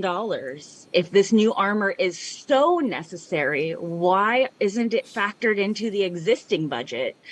It seems like SACPD needs to work on their budgeting instead of requesting more money to further militarize against this community, our community, us. Thank you. Thank you for your comments. Mayor, I have no more speakers. Okay, thank you very much. I know it's been a long process, but we've gone through most of the consent items. We've heard from the public on all the items. Item 19 is the remaining item to have a significant discussion about, so I want to turn it over to Councilmember Valenzuela and Councilmember Maple to take it from here. Go ahead. Thank you, Mayor. And I'm actually going to impromptu riff a little bit off of what my colleague, Councilmember Kaplan, was bringing up earlier when it comes to staff reports, because I was really surprised when I read this report and learned about the ballistics panels and the patrol cars and learned about the full body shields we have and learned about this option being available. Because whether or not we could disagree over whether the Rook is replaceable, if that was an adequate substitute, I felt like that was information we should have had at the time, because it was relevant to the discussion from my perspective. So I was frustrated when I read the staff report and learned about all these things that are available. And we can debate over whether they constitute an adequate alternative, and we can disagree on that. But I did think that was information that I felt like we should have had at the time of that discussion. And I do want to reiterate that my other frustration really did come down to some of the data. I don't believe we've gotten the local data. I did get national data from your team that showed that rifle incidents were actually going down since 2016. So I want to be very clear, when we have language in a staff report that says something like incidents are going up, I think we need to be really specific about that. And I would love to see local data whenever we can. Obviously, we have to watch national trends, and somebody may, if there's something going on in other jurisdictions that's important for us to know, we should know that. But, this is information that we should have had, because seizures is not the same thing as out being used. Of course, seizures are very concerning, but again, this is more information that I feel like we should have had when we were getting this item, because I had to follow up with captains to say, hey, wait, this says incidents are going up. There's no data cited besides the seizure data. What's the data showing us? So I was thankful I was able to track that down. I do think that where we spend our money matters. And so I want to talk a little bit about what one of the callers talked about with where this is being procured from, which is a cooperative purchasing organization called Buy Board. And the procurement authority for that is the Texas Association of School Boards. Now, in addition to some of the concerns the callers raised around the Knows Israel boycott and just the state of Texas policies, this is an organization that has on its resolutions opposition to critical race theory among the positions that they take. I think it's really important. I think where we spend our money matters. And this is why the state of California has a policy that puts states together to say, hey, we're going to not require travel. We're not going to procure from certain states because we don't want to reinforce policies and decisions and investments that go against our values and go against our community. So I was grateful for the chance to talk to the city manager and the chief today, and that the chief had followed up with the entity, because it's not the entity that we're buying it from, it's who they're buying it from, which is Buy Board, that there might be another cooperative available in Minnesota that we could potentially procure the same equipment from for the same costs. And I think moving forward, that's the type of analysis I want us to be able to do on all of our major procurements, because we should be able to look at what alternatives exist. Obviously, cost is a consideration, but this should be a decision eventually of the council and a policy item that I'd like to follow up. And I know we talked about this today, city manager, that this is something that I'd like the council to discuss, especially as we're in the middle of Trans Day Week of Visibility, we're coming into Pride Month. We should be talking about how we make sure where our money goes aligns with our values and is supporting organizations where they are. But I would like in this item, if it's at all possible, to explore these other cooperative purchasing organizations. If it is feasible, if it is going to be cost effective, then I don't know why we wouldn't do that, because I have really strong objections to some of what I read on this website, and I just want to make that very clear to everybody. I will just say this money and the financial section of this is worded in a way that's really tough. So I hope, city manager, can you just clarify on the record, there's text in this item that says that this will come back in the 23-24 budget as an additional appropriation. Is that in fact the case? So what we spoke about earlier today is there's no money being asked for within this item. What we're talking about with the budget coming forward is to set up a CIP so that we could set aside money over multiple years. So the useful life of these panels are 5 years. So at the end of 5 years, there's not a balloon number that we're coming forward with. It's just making sure that we have money set aside so that we can replace on these 5-year cycles when the useful life is extended. But this item today isn't committing us to that CIP. That's going to come back through the full That's budget correct. process? That's Okay. correct. So, a lot of you in the community know where I stand when it comes to investing in prevention and making sure we're doing what we need to do. This is money that's already budgeted for the police department. And if I had to say where I hope that money would go, I'd rather it go to something that's only going to be something that they insert into their vest and not to something that might produce more harm, more actual, proactive harm onto the community. So I'm not going to be opposing this item today. It is an existing budget item. I obviously have a lot of concerns with how this process has played out, and I hope my comments really go to heart, that I'm moving forward. I want this information. I want to have this discussion. I hope at Law and Ledge and at Budget and Audit we can have the procurement discussion soon, and my staff is ready to work on that. I think we already have something drafted actually to that but yeah, I guess that's all my comments and questions for now. Thank you. Councilmember Maple. Thank you, Mayor. And I just have a couple questions related to this. One is around how many of these we're getting. So if you can speak a little bit to, are we buying these for every sworn officer that's going to be out on the streets? Is it, some portion of that? Just a little bit about how many of these we're purchasing. We're purchasing for 740 officers, so 2 plates. Okay. And then does that include, I know that we have quite a few vacancies right now in the department in the sworn officer category. Does that include some of those vacancies, or is it only for officers that we currently have on the force? The way we calculated it was to include the officers that are on the force. So it's about 685 current officers, plus the current academy and the upcoming academy for 740. But we have 769 authorized. Okay. And then are these all the same size? So for example, no matter who's wearing the vest, it's the same size of equipment that's being slid into the vest? Correct. The vests are sized to the officer. The plates are not. They're Okay. one size. So this is where my thought process is going on this. And I was talking to someone who's worked not in law enforcement, but in another field where they have specific protective equipment. And so, another question that I have is how many officers, and I know this varies day by day and depending on what's going on, but how many officers do we have on out on the streets at any given shift? And I guess what's the maximum that we would have out on any shift? Well, it could certainly vary. So we have our patrol force, which is assigned to patrol, several hundred officers. Although we have a number of specialty units, we also have detectives. We've been rotating units that are not in patrol into patrol to cover staffing shortages.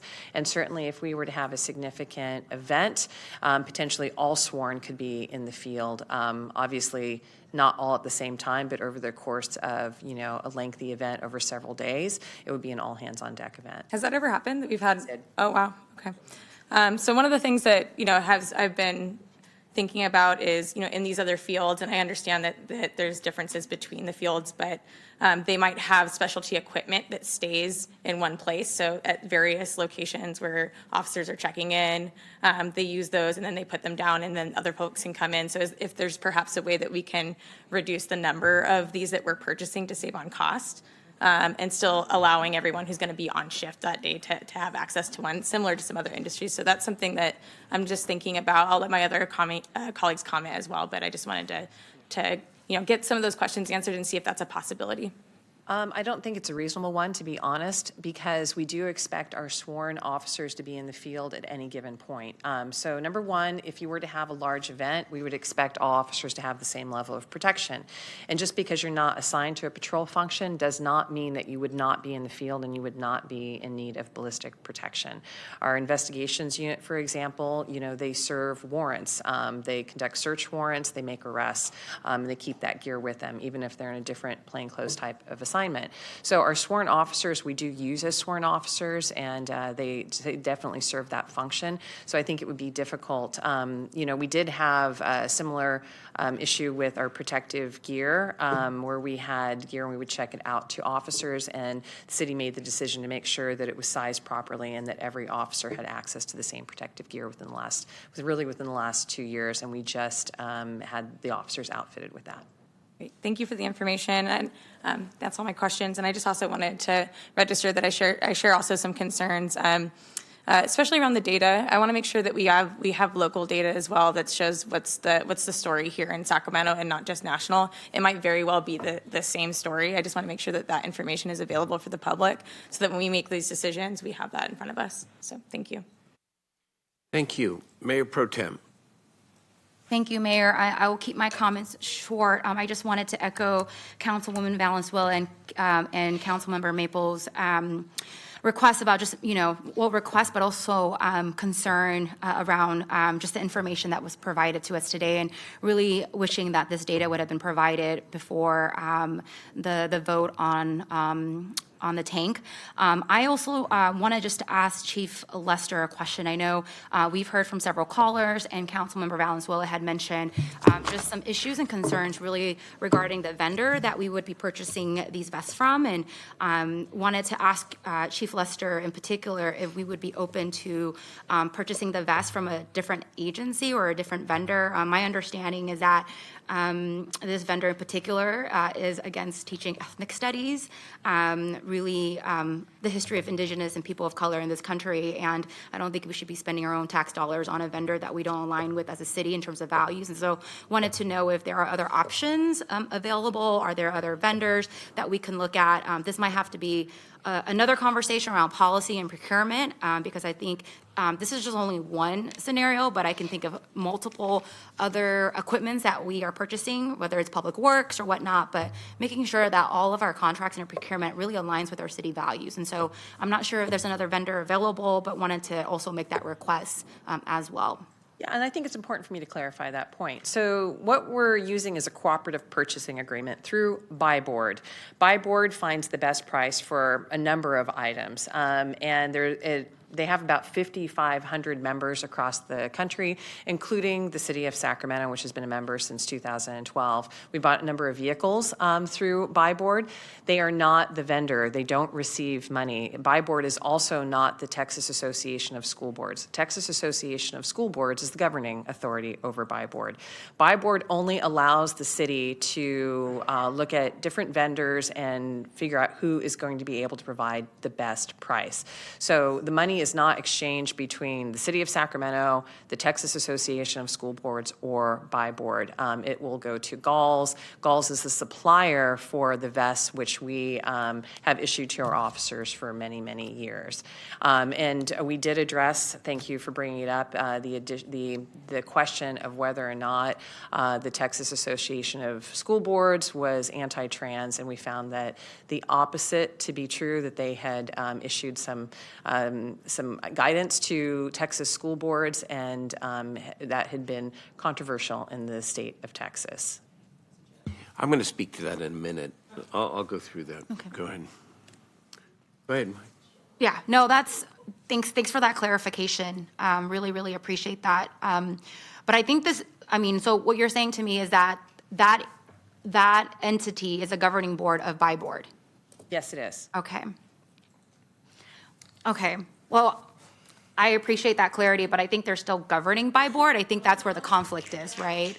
And so Chief Lester, I do appreciate that clarity on that. But I still have concern. I think it's important for us to look which organization is connected to, vendors that we're working closely with, because I still believe that's a strong connection. They have influence on Buy Board, and it's important for us to make sure that, we don't have any conflict with potential organizations. So, but thank you for that clarification. I think it's two separate issues for sure. Okay. Procurement policy and this purchase. Okay, let me, I want to get through everybody. I know I want to say something about this too, but I've got the city attorney, then I've got Vice Mayor Guerra and Councilmember Laloe. Thank you, Mayor.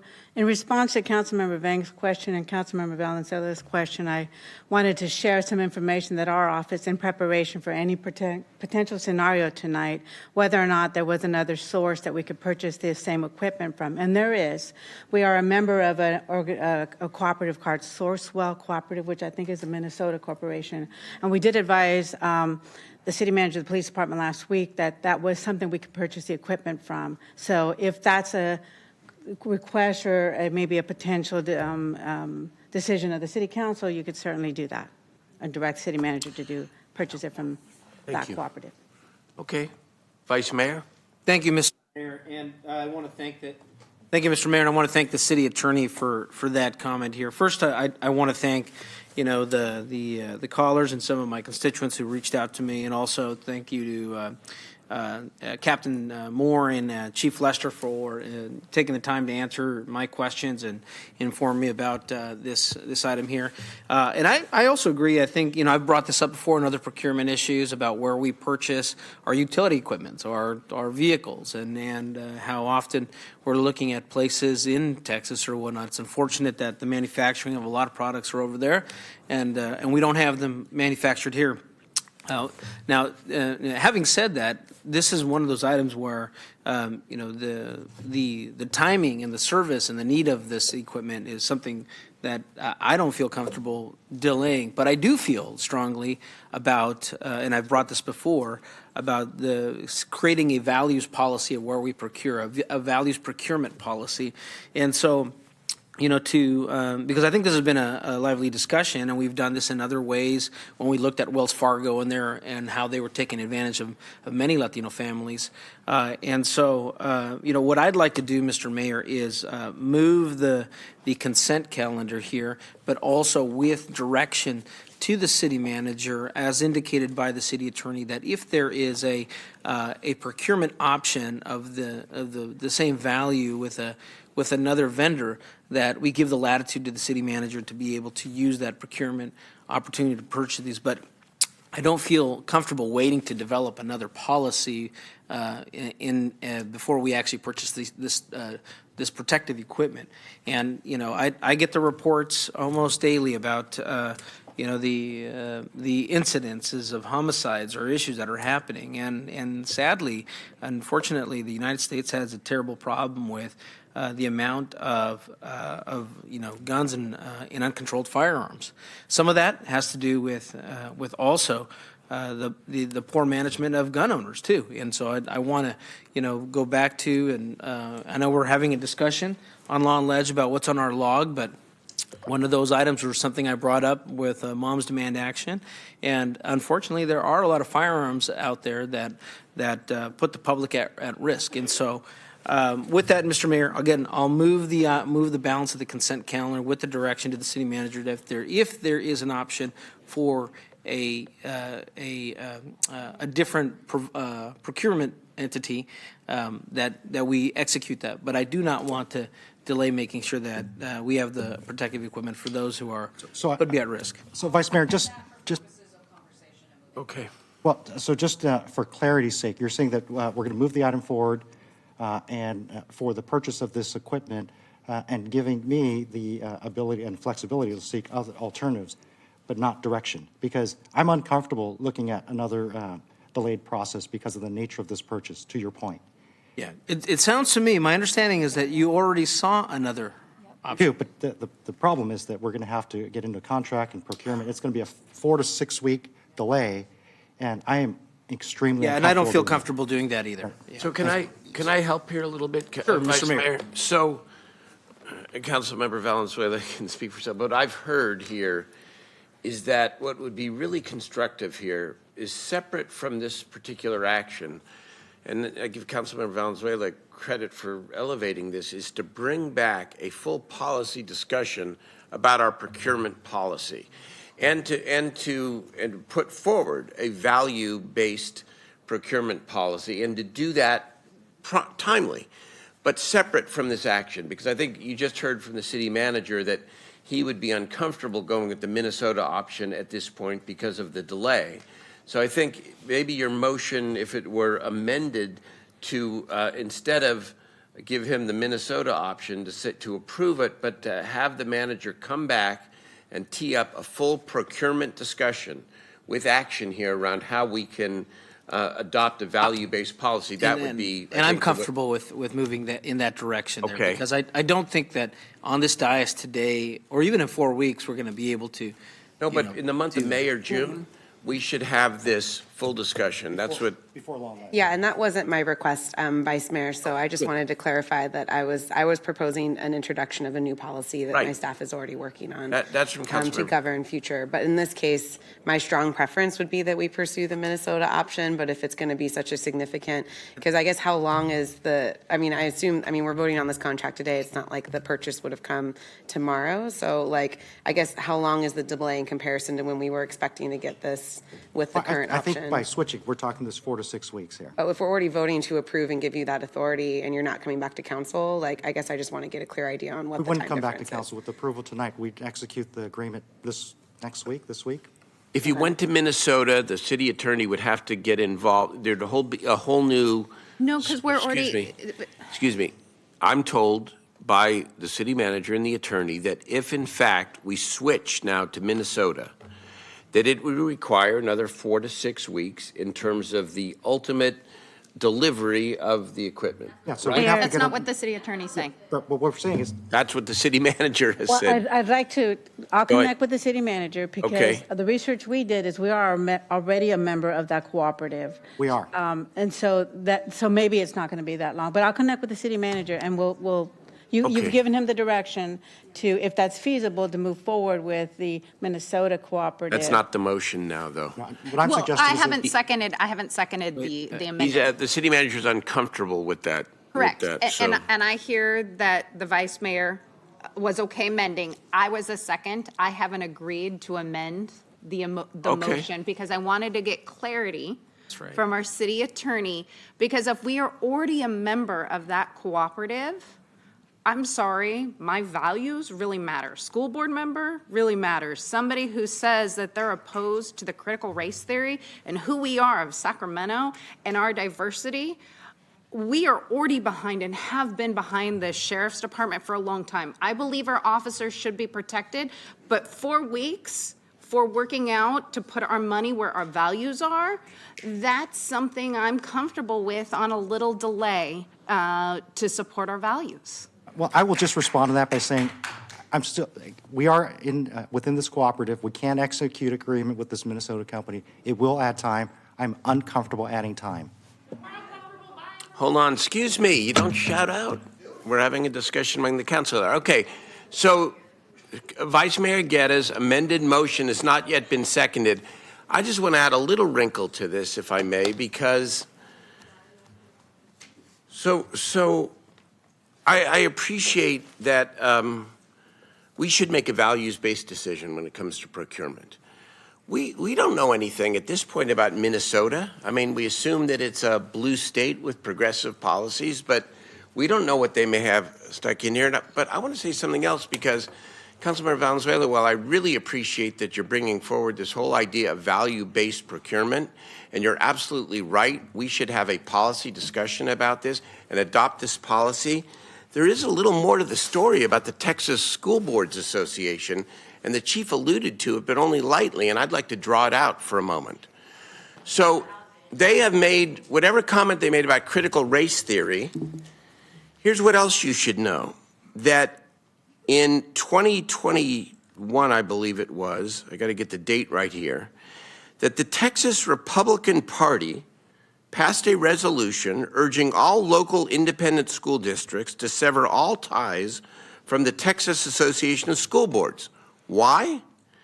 Because the Texas Association of School Boards, the bad actor here, okay, the bad actor, fully supports allowing male athletes to participate in female athletics and vice versa, to allow people to use any restroom that they want regardless of gender. They are apparently,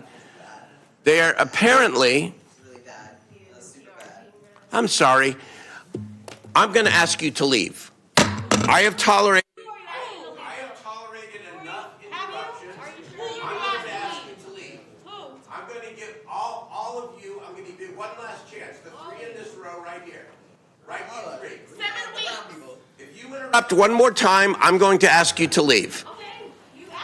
Okay, please leave. You are expelled from the meeting, all three of you right here. I have given you warning. Please leave the meeting. We're going to have order here in the chambers, and I'm not going to have this. Please leave. Please leave. I'm going to give you 60 seconds, and if not, I'm going to ask you to be escorted out of the meeting. I'm going to ask you to be escorted out of this meeting. We're done. No more interrupting. You're welcome to come and participate in the public discourse. Your opinion matters. We value it. Fine. And you keep coming back. That's it. 60 seconds, please leave. 60 seconds, please leave. 1, 2, 3, 4. You have been given fair warning and decided to disrupt this meeting. I'm now ordering you to leave the meeting, and I'll ask the Sergeant at Arms to please peacefully escort you out of the meeting. Go. Not going to have this in the council chambers. Just because you're angry and young and whatever doesn't mean that you get to disrupt. You're going to learn about public process. You're going to respect it, or you're going to leave. And you can, go, Robert. And you're welcome to flip me off on the way out. Go ahead. Thank you, Robert. 40, 41, 42, 43, 44, 45, 46, 47, 48, 49, 50. The city council public policy is a joke.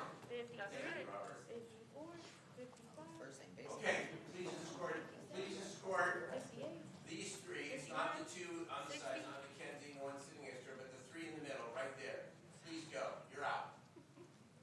You're out. I'm not really sure who he's talking about. It's funny. It's like, just grab me then.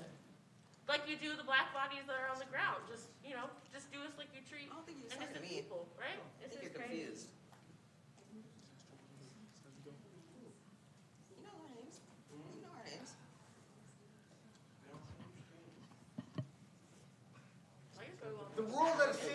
for a joke. I guess we're gonna take a nap, you know? Okay.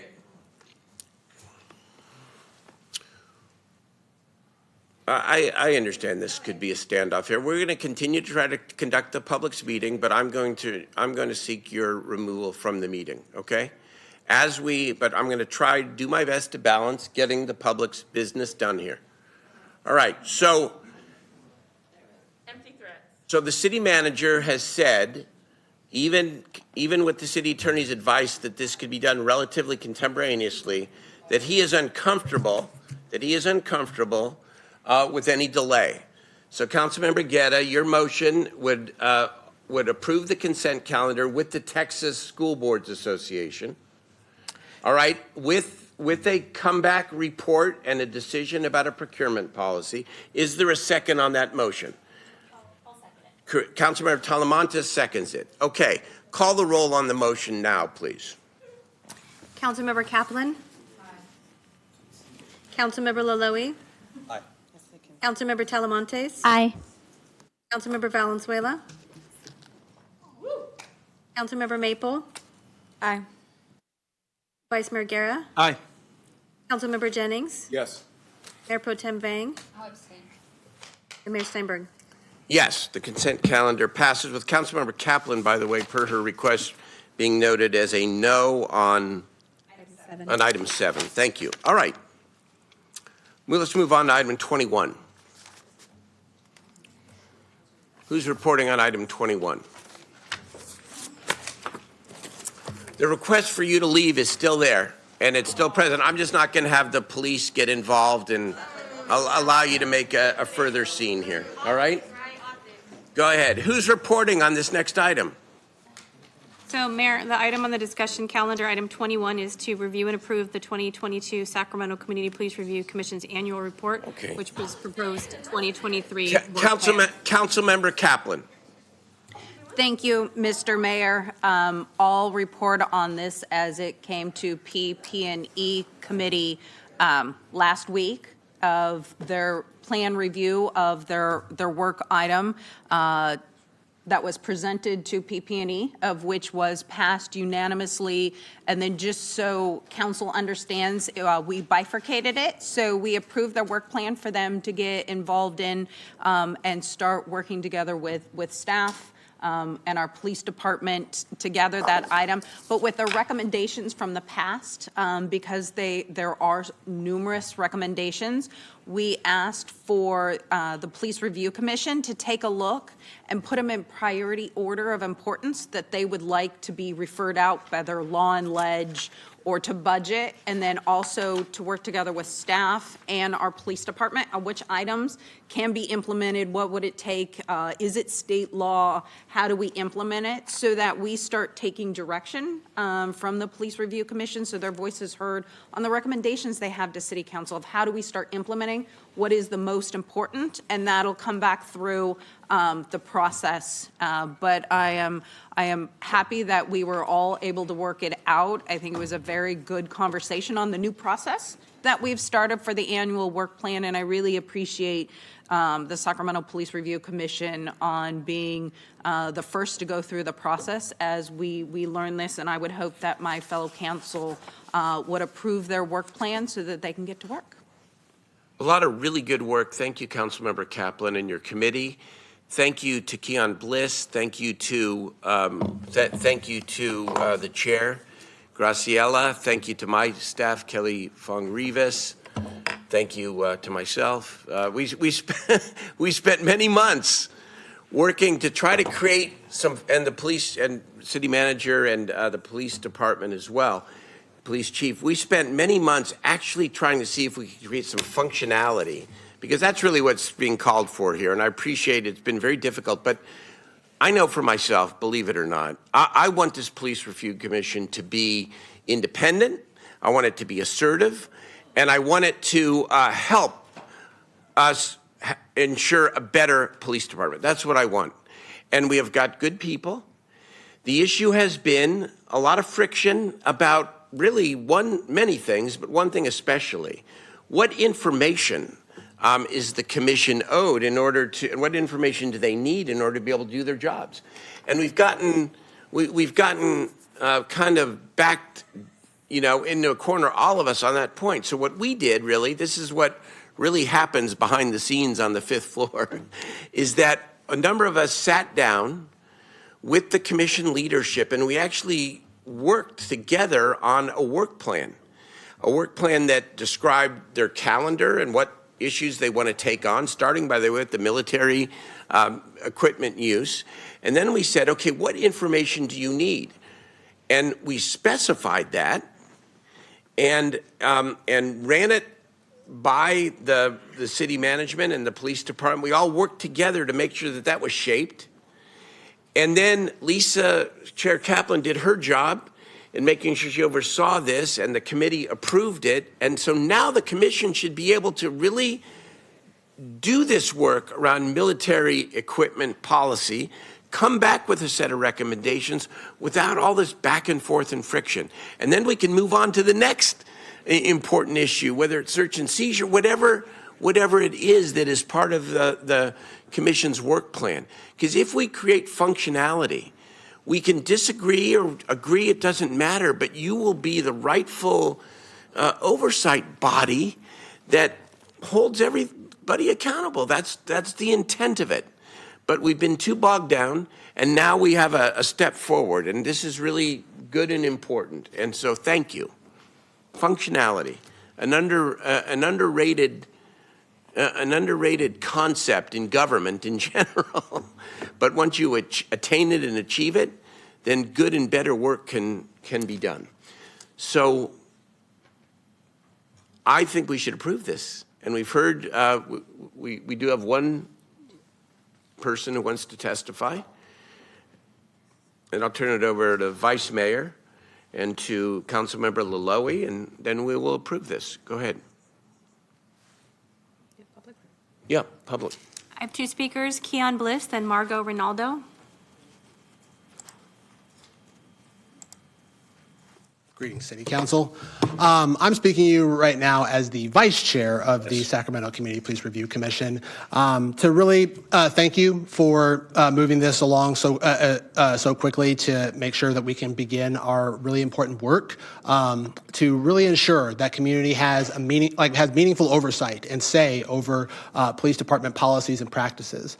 And it's really to that point, I know that this is a new process for how advisory bodies in the city are going to be functioning. And I really think it's important that we're taking to heart the lessons from the friction that's been created in this development of this, as well as to make sure that all voices, especially within the city advisory bodies, are meaningfully heard. And to that end, I think it's really important to emphasize, it's understood, at least by the city manager's office, that and those of you on city council, that your advisory bodies are intended to work collaboratively and directly with the various city departments, and that those city departments generally come to those advisory bodies first as a first step before coming to you all as a body. And that's supposed to be the understood practice, correct? So, to that end, and this is based upon my experience, and is also, you've heard that frustration expressed from my fellow commissioners, that we haven't actually experienced that much with the police department. And I think you all understand that as well. And that's why you've been making very clear to direct the department to come to us when they are bringing up changes in their policy, which is such as general orders, which they just recently approved and implemented a number of general order changes, including one on the use of facial recognition technology that our body had no idea they had updated or even made. And those are the kinds of policy Your comments, choices. your time is complete. I would hope I can still continue. Thank you, Mayor. A few more seconds, okay? Yes. Because he's the vice chair and this is relevant to approval of the process, so please do it. Appreciate that. Okay. Yeah. those sorts of policy changes should be brought in like proactively to the commission rather than us having to ask it. Because I had to ask for that information from the city manager's office, and also to have the police department actually serve as direct representation. Because as it has happened right now, since August, we have not had a police liaison directly serving on to that, and that was your direction, Mayor and City Council, from from the year before, and it still hasn't really been happening. And also, too, there are 2 chairs on this body that are representative of the full commission, and if we're not going to have direct PD liaison, we should at least have both chairs be able to have a presence within the conversations that happen between the city manager and the police department. I want to make sure we talk a little bit more about this offline, you and me, too. I would hope okay? so. I appreciate that. Thank you so much. Thank you so much, Okay. Mayor and City Council. Okay. Margot Ronaldo? Hi, yes. Hi, my name is Margot. I am a resident of District 4. I also formerly worked on the Assembly Committee for Police Reform at the California State Assembly, and helped to publish a report of all the informational hearings that were attended by law enforcement representatives, community members, as well as civil rights lawyers and victims of police violence. And what I learned from that experience is that the issues we're facing with transparency in our police department locally are actually issues that police commissions are facing statewide, dealing with police departments. And I think that's something that's really worth looking at. I think that these discussions about procurement and the police commission recommendations are actually related, in that the lack of transparency is what's driving the lack of trust.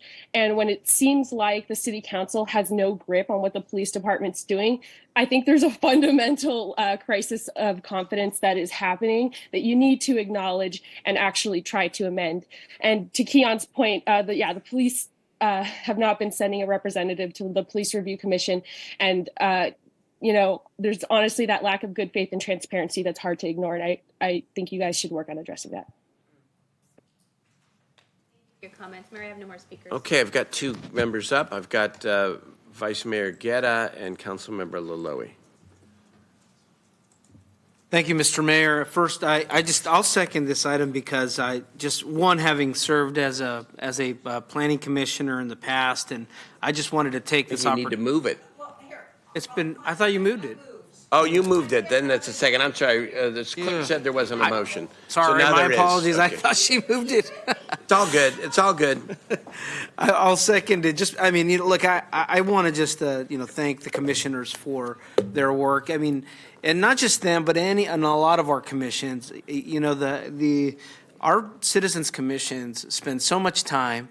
Many people think that that this is their job, but they have another life on top of it. They're spending their weekend time. They're actually dealing with a lot of the difficult conversations before they even come here and sorting out many of the issues so that we can focus on the most concrete public policy questions when they come. So I'm seconding this more so because I want to recognize every one of our board members and commissioners who take this extra time to go out there and do the extra legwork.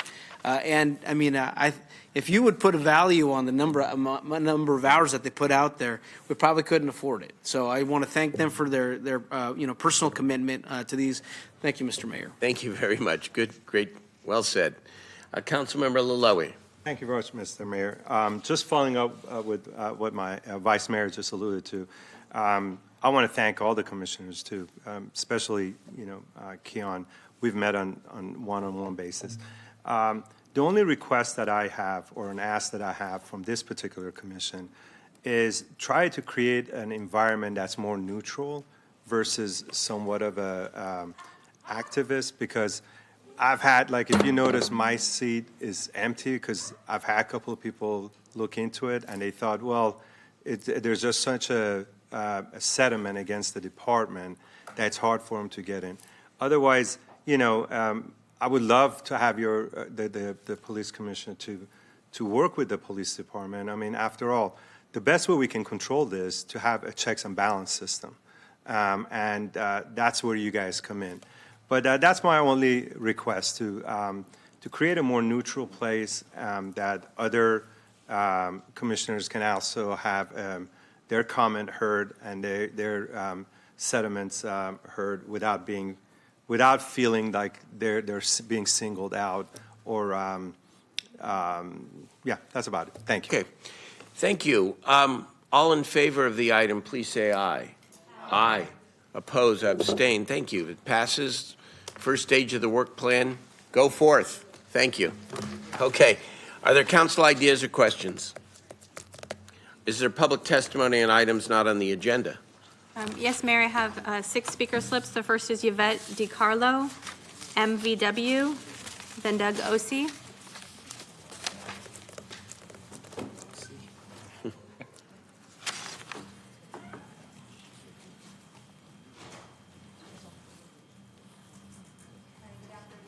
Members, I'm a Park and a member of the Solar Rights Alliance. You speak up just a little. It's hard to hear. Oh, sorry. That's okay. Okay, I'm Yvette DiCarlo. I'm a resident of District 7 in Land Park and a member of the Solar Rights Alliance, which is an organization that promotes rooftop solar. I want to bring to your attention a new law that affects rooftop solar as well as a funding opportunity to comply with this law. The 2022 Solar Access Act, which is SB 379, is straightforward. It requires municipalities to automate permitting for residential solar rooftop and storage systems by adopting Solar App or equivalent software. Solar App was developed by the National Renewable Energy Lab and federally launched in 2021. So I have no personal financial interest in this app. It was launched by the Energy Secretary, Jennifer Granholm, in 2021. So this software basically streamlines permitting, which saves time and money for cities and rooftop solar users. The city has until September 30th, 2023 to adopt Solar App.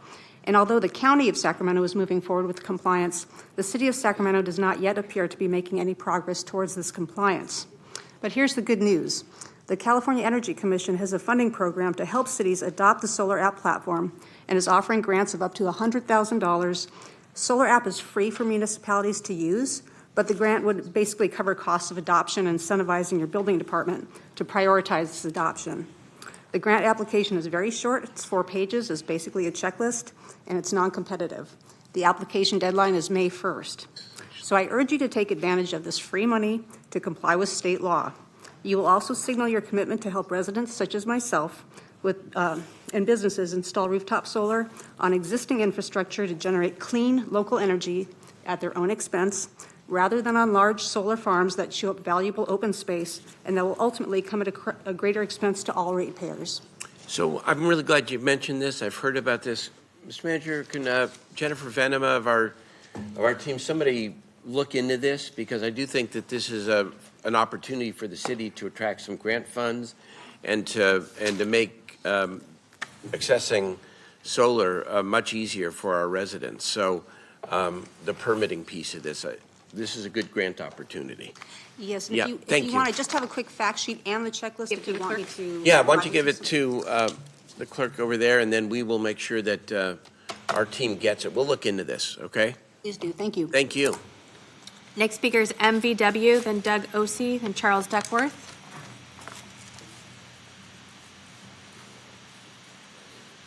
You don't have to look so excited.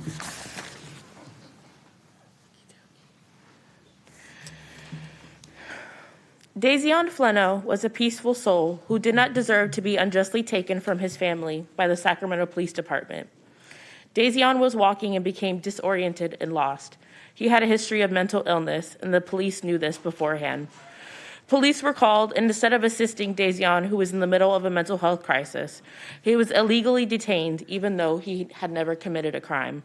I love how y'all are looking on your phones. After being placed in the back of a police car, Dazion was made fun of and agitated by the police during this mental health crisis.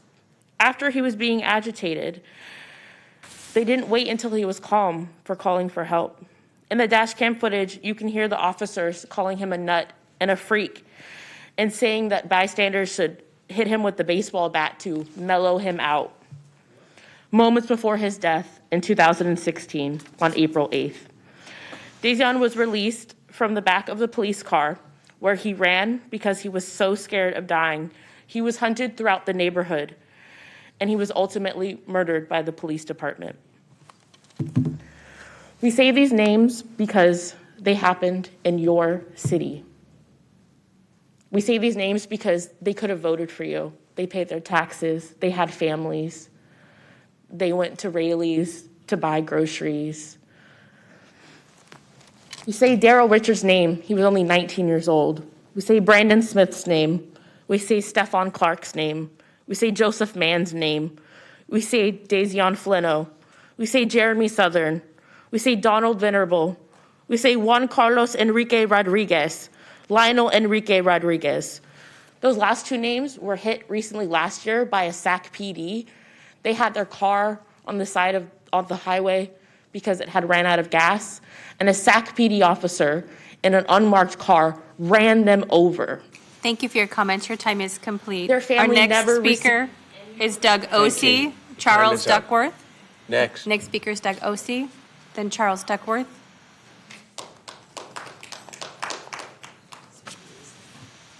Good afternoon, Doug Osee, 4013 Park Road. I am not a citizen or a resident, I should say. I'm definitely a citizen. I'm not a resident of the city of Sacramento. I rise today to bring to your attention two items. I live across the street from Del Paso Park. I've lived there for 25 years. I respectfully suggest to you that it is not a priority for the city of Sacramento to invest in Del Paso Park. I've researched this issue. The most recent report I've seen is dated 2018, and it's the Park Programming Guide, and in there it lists the priorities for the city of Sacramento by different sub-areas and references district or council districts in there. Del Paso Park is not listed as a priority on any of that. Now, only 3 of you were here then, so 6 have turned over, but nonetheless, the fact remains that Del Paso Park is not a priority for the city of Sacramento for a very understandable reason. And that is that your nearest resident in the city of Sacramento lives 2 miles away. What I'd like to encourage you to do is work with the county and the residents of the area to come up with a plan to sustainably maintain the park so that the people who live around it can benefit from its existence. I'd be happy to contribute my time and what limited skills I have in making that happen. The second item I want to bring to your attention, Mr. Mayor, is you have on the docket a grant from the State Parks Department for $3.25 million to improve Renfree Field. Once it's improved, you're going to have a $15,000 to $20,000 a month maintenance obligation to maintain that investment, which means that in the current environment. Thank you for your comments. Your time is complete. May I have an Our additional next speaker. 15 seconds, Mr. Mayor? Yes, Congressman. In the current environment, with that $15,000 to $20,000 extra expense that you don't have today, you're going to have to reduce the maintenance appropriation for the parks in your districts otherwise. I would encourage you to reconsider accepting this grant. Thank you, Mr. Mayor. Thank you, Congressman. Next speaker is Charles Duckworth, then Juliet Porro, and Robert Copeland. Before I begin my time, can we get this in a good picture somehow? Yes? Please proceed. Can we zoom in? As soon as you start, I can tinker I'm with sorry? it. As soon as you start, I can adjust the. Oh, okay. As Doug said, we have seen very little improvement in the park, even though this is a 100-year-old Sacramento park. It's one of Sacramento's oldest, if not its oldest. And yet, we've seen over the years, as neighbors, we've seen influx into the park. I've seen influx into the park, and something gets built, and then immediately nothing happens to it until, like today, if you were to drive by this park, you'd see a big old baseball diamond, been there for 20 years, been a sore spot, something that it makes the neighborhood look bad, makes the park look bad. I'm going to show you this. This is the city of Sacramento and all the districts. I'm sure you're quite familiar with it. I want you to see where this park is that we're talking about. It is that little finger right there. Now, maybe all of you aren't quite aware of that, but that little finger that sticks out is Del Paso Park. We're talking about East Del Paso Park from Watt Avenue to the picnic area. It just gets little to no attention unless we, the community, call it in. Come with me right now. We'll go find some homeless people camping there illegally. We can't get, I could bring you over to an area that is part of that park that probably has 20 homeless people camped in the natural environment, the protected area that I was talking about sooner. I got to read this. This is from Lisa Gonzalez, General Management of Arcade Creek Park. We understand that having a park owned and controlled by the city of Sacramento, which is surrounded by unincorporated county residents, is an undesirable and untenable situation. City decisions for the parks are made without fear of neighborhood repercussions. County voters don't vote in the city election, and county residents must endure the lack of city attention to this park. Currently, and throughout this park's history, it has fostered unlawful behavior and has spilled into the neighborhood. Thank So you what for your happens comments. is it doesn't get maintained and it gets shoved into the county. Thank you for your comments. Juliet Porro is our next speaker, then Robert Copeland, and then I have 3 speakers online.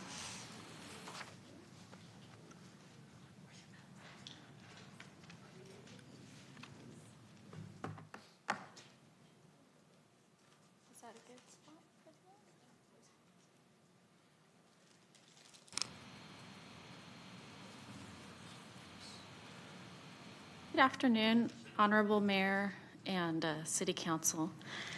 I actually am a resident of the unincorporated county, very near Arden Arcade, District 3.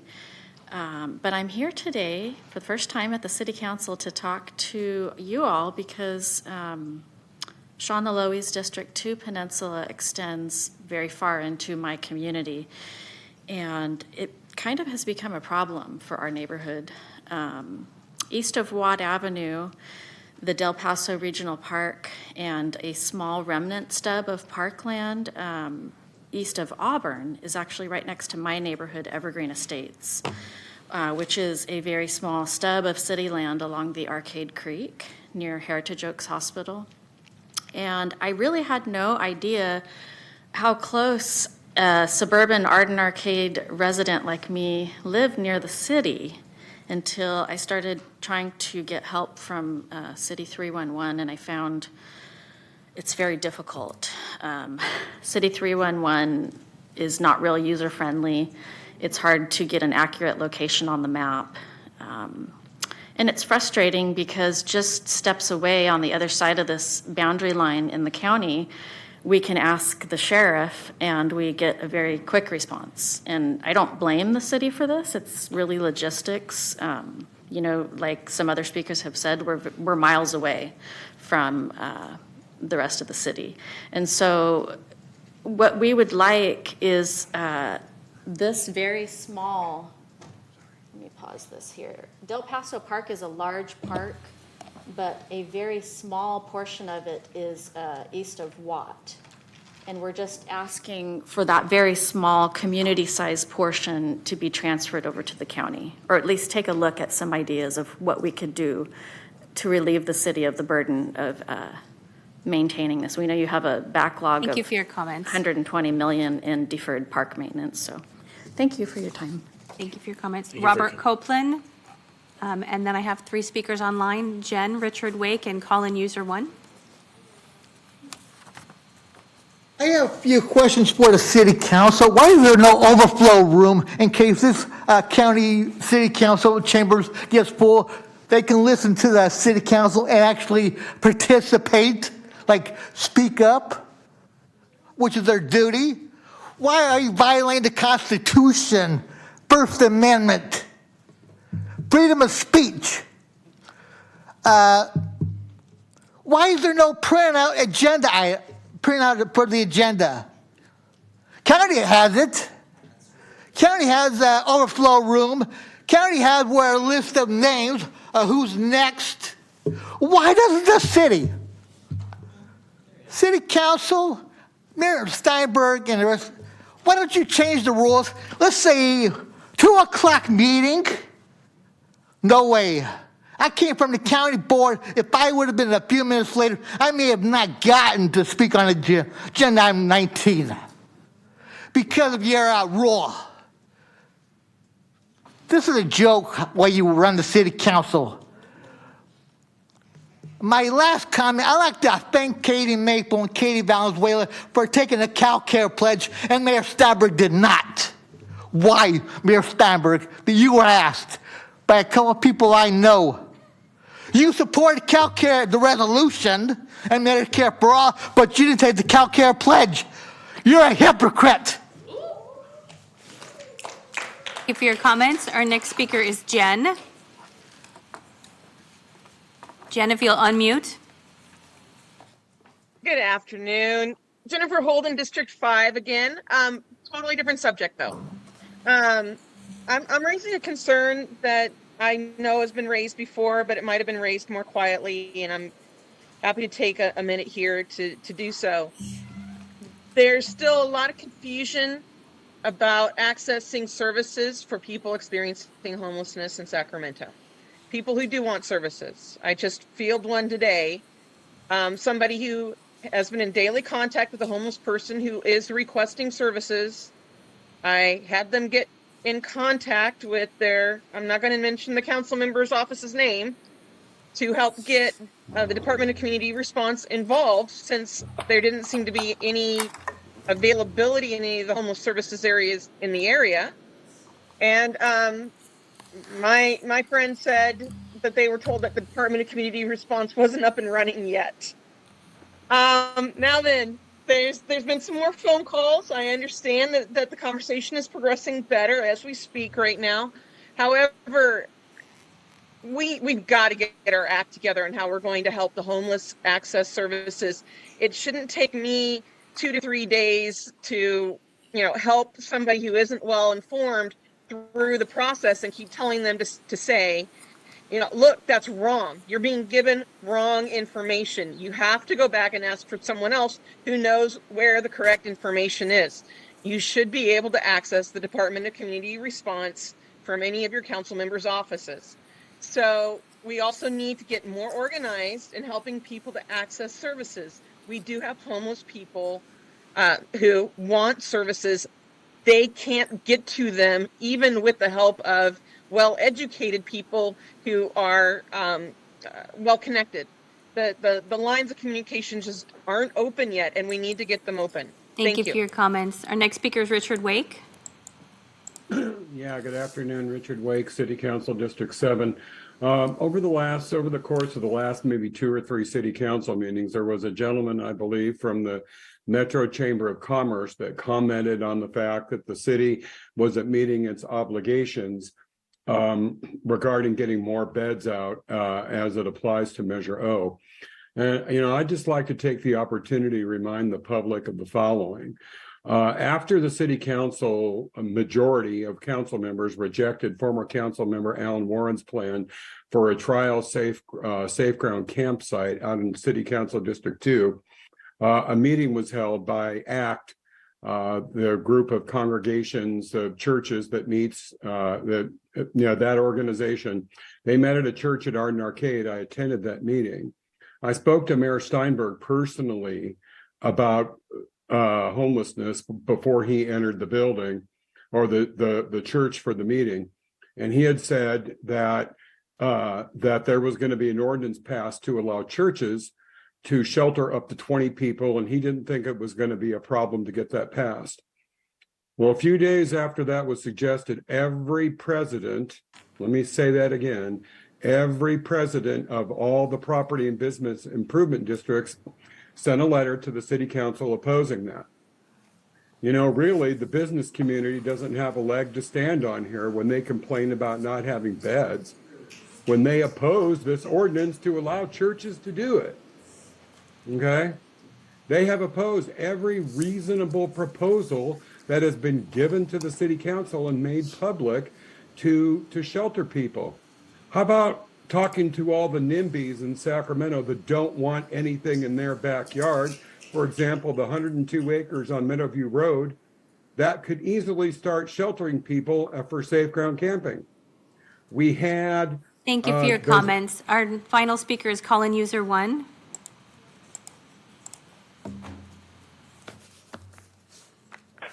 Yes, this is Lambert, and I wanted to make sure that I mentioned that I was very impressed with what people did at City Hall for Mrs. Williams. She's an example of so many talented people in Del Paso Heights, and I'm so glad she mentioned Del Paso Heights and not just Strawberry Manor, because they're so close. It's so gerrymandered in District 2. It has over 20 communities. No district in Sacramento has more than 10. I've researched it. And so when monies go into each district, it doesn't matter how much goes into District 2 is divided more than any district in Sacramento. And let me emphasize that there are well-served communities in District 2. So you make sure you understand that, because there are well-served communities in District 2. And I learned what a boondoggle was decades ago, and I see a boondoggle in District 2, and it's called, quote-unquote, Woodlake Park. That's not a park. A park has a restroom. And I rode through there this weekend, and I saw a lot of children out there playing. I don't know any children that don't want to go to a restroom that are playing in a park. Where do they go to the restroom? Okay? I don't even think there's a water fountain out there. And they receive a lot of money in that area about a park. I think you should put that money into Hagenwood Park, which is really a park. It was when I was growing up, and it is now. But shout out to whoever organized to recognize Mrs. Williams, because she is a wonderful human being. Thank you for your comments. And I want to Thank you for your comments. That's it. Mayor, I have no more speakers. Okay, I've got two council members who want to speak on council ideas and questions. Vice Mayor Guerra, Councilmember Maple, Councilmember Kaplan. That's three. Go ahead. Thank you very much, Mr. Mayor. First one for the city manager. I'd like to get briefed immediately. This Friday at our office hours during the food trucks event, which, by the way, was a wonderful event. Thank you to all the park staff who were out there helping put that together. But I ran into some of our neighbors and constituents who work at the utilities department as in the plant operators division, and I heard something very troubling about the amount of contracting out for that department. And I understand that there was a provision during the pandemic when we needed to have flexibility, but I'm very troubled by what I heard, from a lot of my neighbors who live in the district and work here locally for our city. So I'd like to get an update again on that. And again, this was something that I don't think was the spirit of the intent of what we were trying to achieve. For the assistant city manager, if I can get an update immediately on that. Second, I also wanted to invite folks out for a couple of events. I want to recognize the UMN, community and the UMN Community Service Center for all of their great work. They're on Stockton Boulevard. They've been out there providing health information and health services. They're celebrating their festival this upcoming weekend. I think Mayor Pro Tem Vang is going to speak at it as well. This Saturday. And I just wanted to encourage folks to come out and learn something about a very historic part of our community that came here during the fall of Saigon. There are events from 10 a.m. to 4 p.m. And so come out and recognize and get to know the cultural identity and heritage of the UMN community at the UMN Festival. And then also at the George Sim Community Center, again, I want to thank our park staff and our parks community over there for making sure that we always have a wonderful event for the families at the Egg Extravaganza with our Avondale and Glen Elder community. And the egg hunt will begin at 11 a.m. to 12 p.m. For ages 2 to 7. And for ages 8 to 12, that'll be at 11:40 a.m. So again, it's 11. The first round, 11 a.m. will be for 2 to 7, and then 11:40 we're going to go for the 8 to 12. And I know some folks like to shop around the egg hunt, so I want to get the proper timing out there. Thank you, Mr. Mayor, for that, and I look forward to all of the wonderful times this weekend. Very good. Sounds great. Councilmember Maple. Thank you, Mayor. So I have one question and then two comments about events. So on the question, obviously it's raining outside. There's another couple days that are planned to be raining. I wasn't on this council at the time, but I know that in the past we have opened up City Hall as a place for people to seek respite. And I just wanted to ask the question of whether or not that's possible to do it, especially when we have really rainy days. If that's already been discussed, maybe some background on it too. Okay. Whoever the appropriate person for that would be. Mario, go ahead. Yes, please, Mr. Latta. You got a pressure. Yes, I sent a memo out regarding our protocols, and I can resend that out, Council Member, regarding how we gradually open up respite centers. Currently, we have our respite centers open because we've met the weather criteria that Council has adopted, and we have not reached capacity at those centers. Typically, when we open up City Hall, that's during an emergency situation, and that is not part of the criteria currently. But I can resend out the memo, and we can follow up with that. Yeah, I think that one of the, obviously just bringing it up again, I know we talked about this last council and others, my colleague, Councilmember Valenzuela, has brought this up many times, is I think we'll be submitting a joint proposal to talk about those, what activates those and what that process looks like, and maybe a few other things associated with that, including transportation, because I think, in this instance, we literally have people who are outside of our building right now, and then they would have to be expected to travel somewhere else right now to get respite from the rain. And so that's not on anyone, that's not on staff. I just really would like us to move the conversation forward as soon as we can, because, it's just very real. There are people out there right now. And I did also want a couple events in the community. One is the Oak Park Little League opening day. That's going to be on Saturday, April 1st from 10 a.m. to noon. And so that's, of course, with the weather permitting. So if it doesn't permit, it will be moved. But we'll keep people posted on that and hope that we're able to do it because it's going to be really fun. And then I also, sitting on the board, my SAC-RT, Sacramento Regional Transit is turning 50 years old this year. And so we saw a great presentation at our meeting yesterday, and then they're going to be celebrating their 50 years of service at a press conference at the Cosumnes River College Station. And that's going to be on Friday, March 31st. So if you can come by, that's at 10 a.m. Thanks. Thank you. I'll be there. Councilmember Kaplan. Thank you, Mayor. Just a couple of announcements.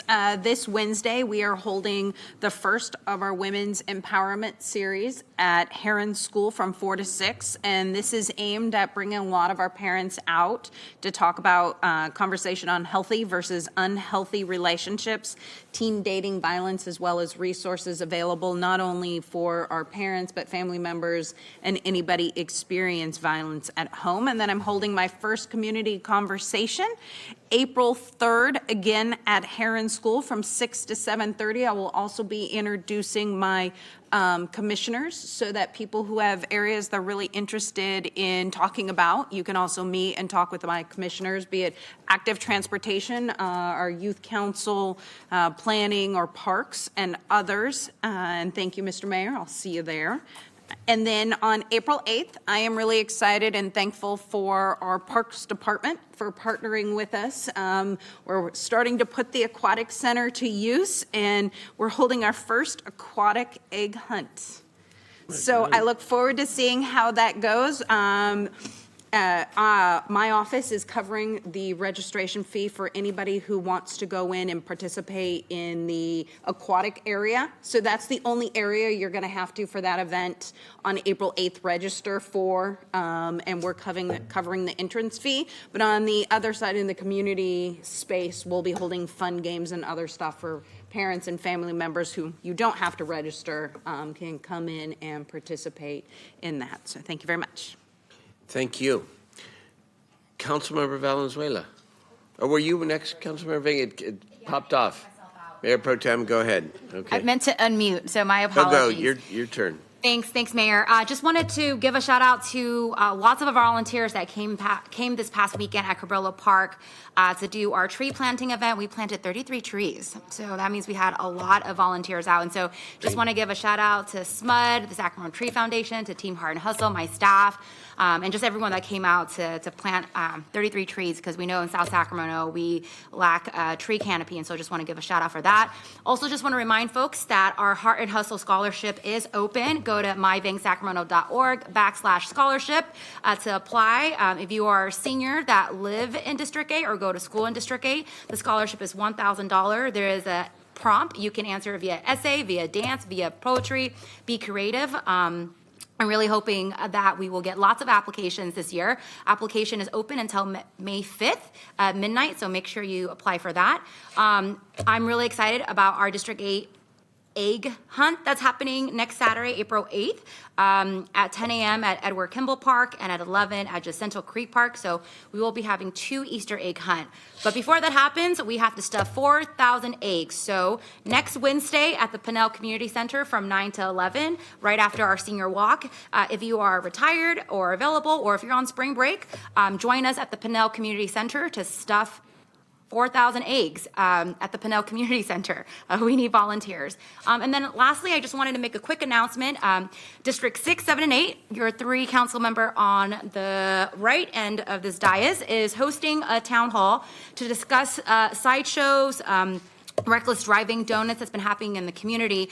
This event was scheduled for Thursday, April 6th from 6 to 7:30, but my staff just informed me today that we have to change the date because something happened. And so you can still RSVP. We'll make sure to send you an update, but we are looking for a new date. That RSVP link is at heartandhustle.org/townhall 040623. But we are working on a new date to accommodate, to make sure that all the speakers and folks that we need to be at the event can be present to answer any concerns. I know that's been a huge issue in the city of Sacramento. I live on Amherst and I hear the donuts and the reckless driving, and by the time I drive out there, they're gone. And so, as a city, we have to figure out what to do to really address traffic safety in the neighborhood. And so there will be a town hall happening, and so stay tuned for that, and happy to partner with Vice Mayor Guerra and Councilmember Jennings on this town hall.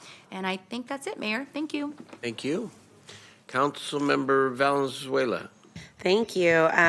Just want to echo and appreciate my colleague, Councilmember Maples' comments about potentially opening City Hall for people during weather events. Whether they're out under the awnings or inside the building doesn't make a ton of logistical difference for us, but it does for them because being able to stay dry and maybe have access to our bathrooms would be great. So thank you for championing that, Councilmember, and would love to continue that conversation. I do want to also recognize an audience member out here, Marbella Sala from District 3, champion of the Northgate neighborhood, who has brought little blankets to hand out. They're not, obviously, what we'd love to do is do a lot more, but, I know I'm going to try to jump out and join you briefly, Marbella, and after this, and Councilmember Maple and I are going to do that together. And others are welcome to join us to hand those out to folks.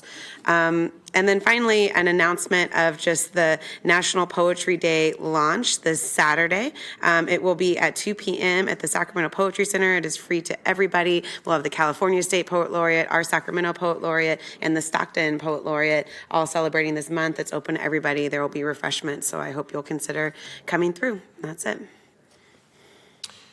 Councilmember Jennings. Thank you, Mayor.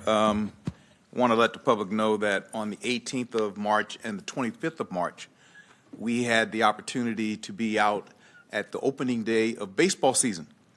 Many of you are opening your seasons, and we had, between the two organizations, we had over 500 students out there getting ready to start their careers in baseball. And so I want to thank the mayor for being out there with me and throwing the first pitch. I want to let you know he did throw a strike, left-handed and all. Close. But he got it there. And so anyway, it was great because the kids were excited, their parents. And there's so many volunteers that make the baseball season happen. Volunteers that coach, volunteers that help to get the kids there, that do the food for the kids. Just so many volunteers that make it happen, help us to keep the fields up the way they should be.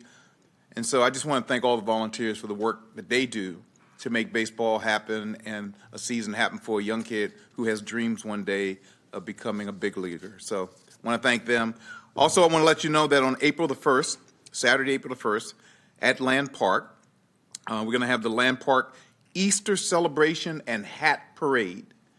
So if you have a hat that makes you look like Easter, you should bring your hat on out there and get into the contest. It's a fun day, and the Land Park Community Volunteer Association does a great job of organizing it, and I just want to let you know that that's happening in the Land Park Saturday, April the 1st, and you can call my office in order to get the time because I don't have that with me right now.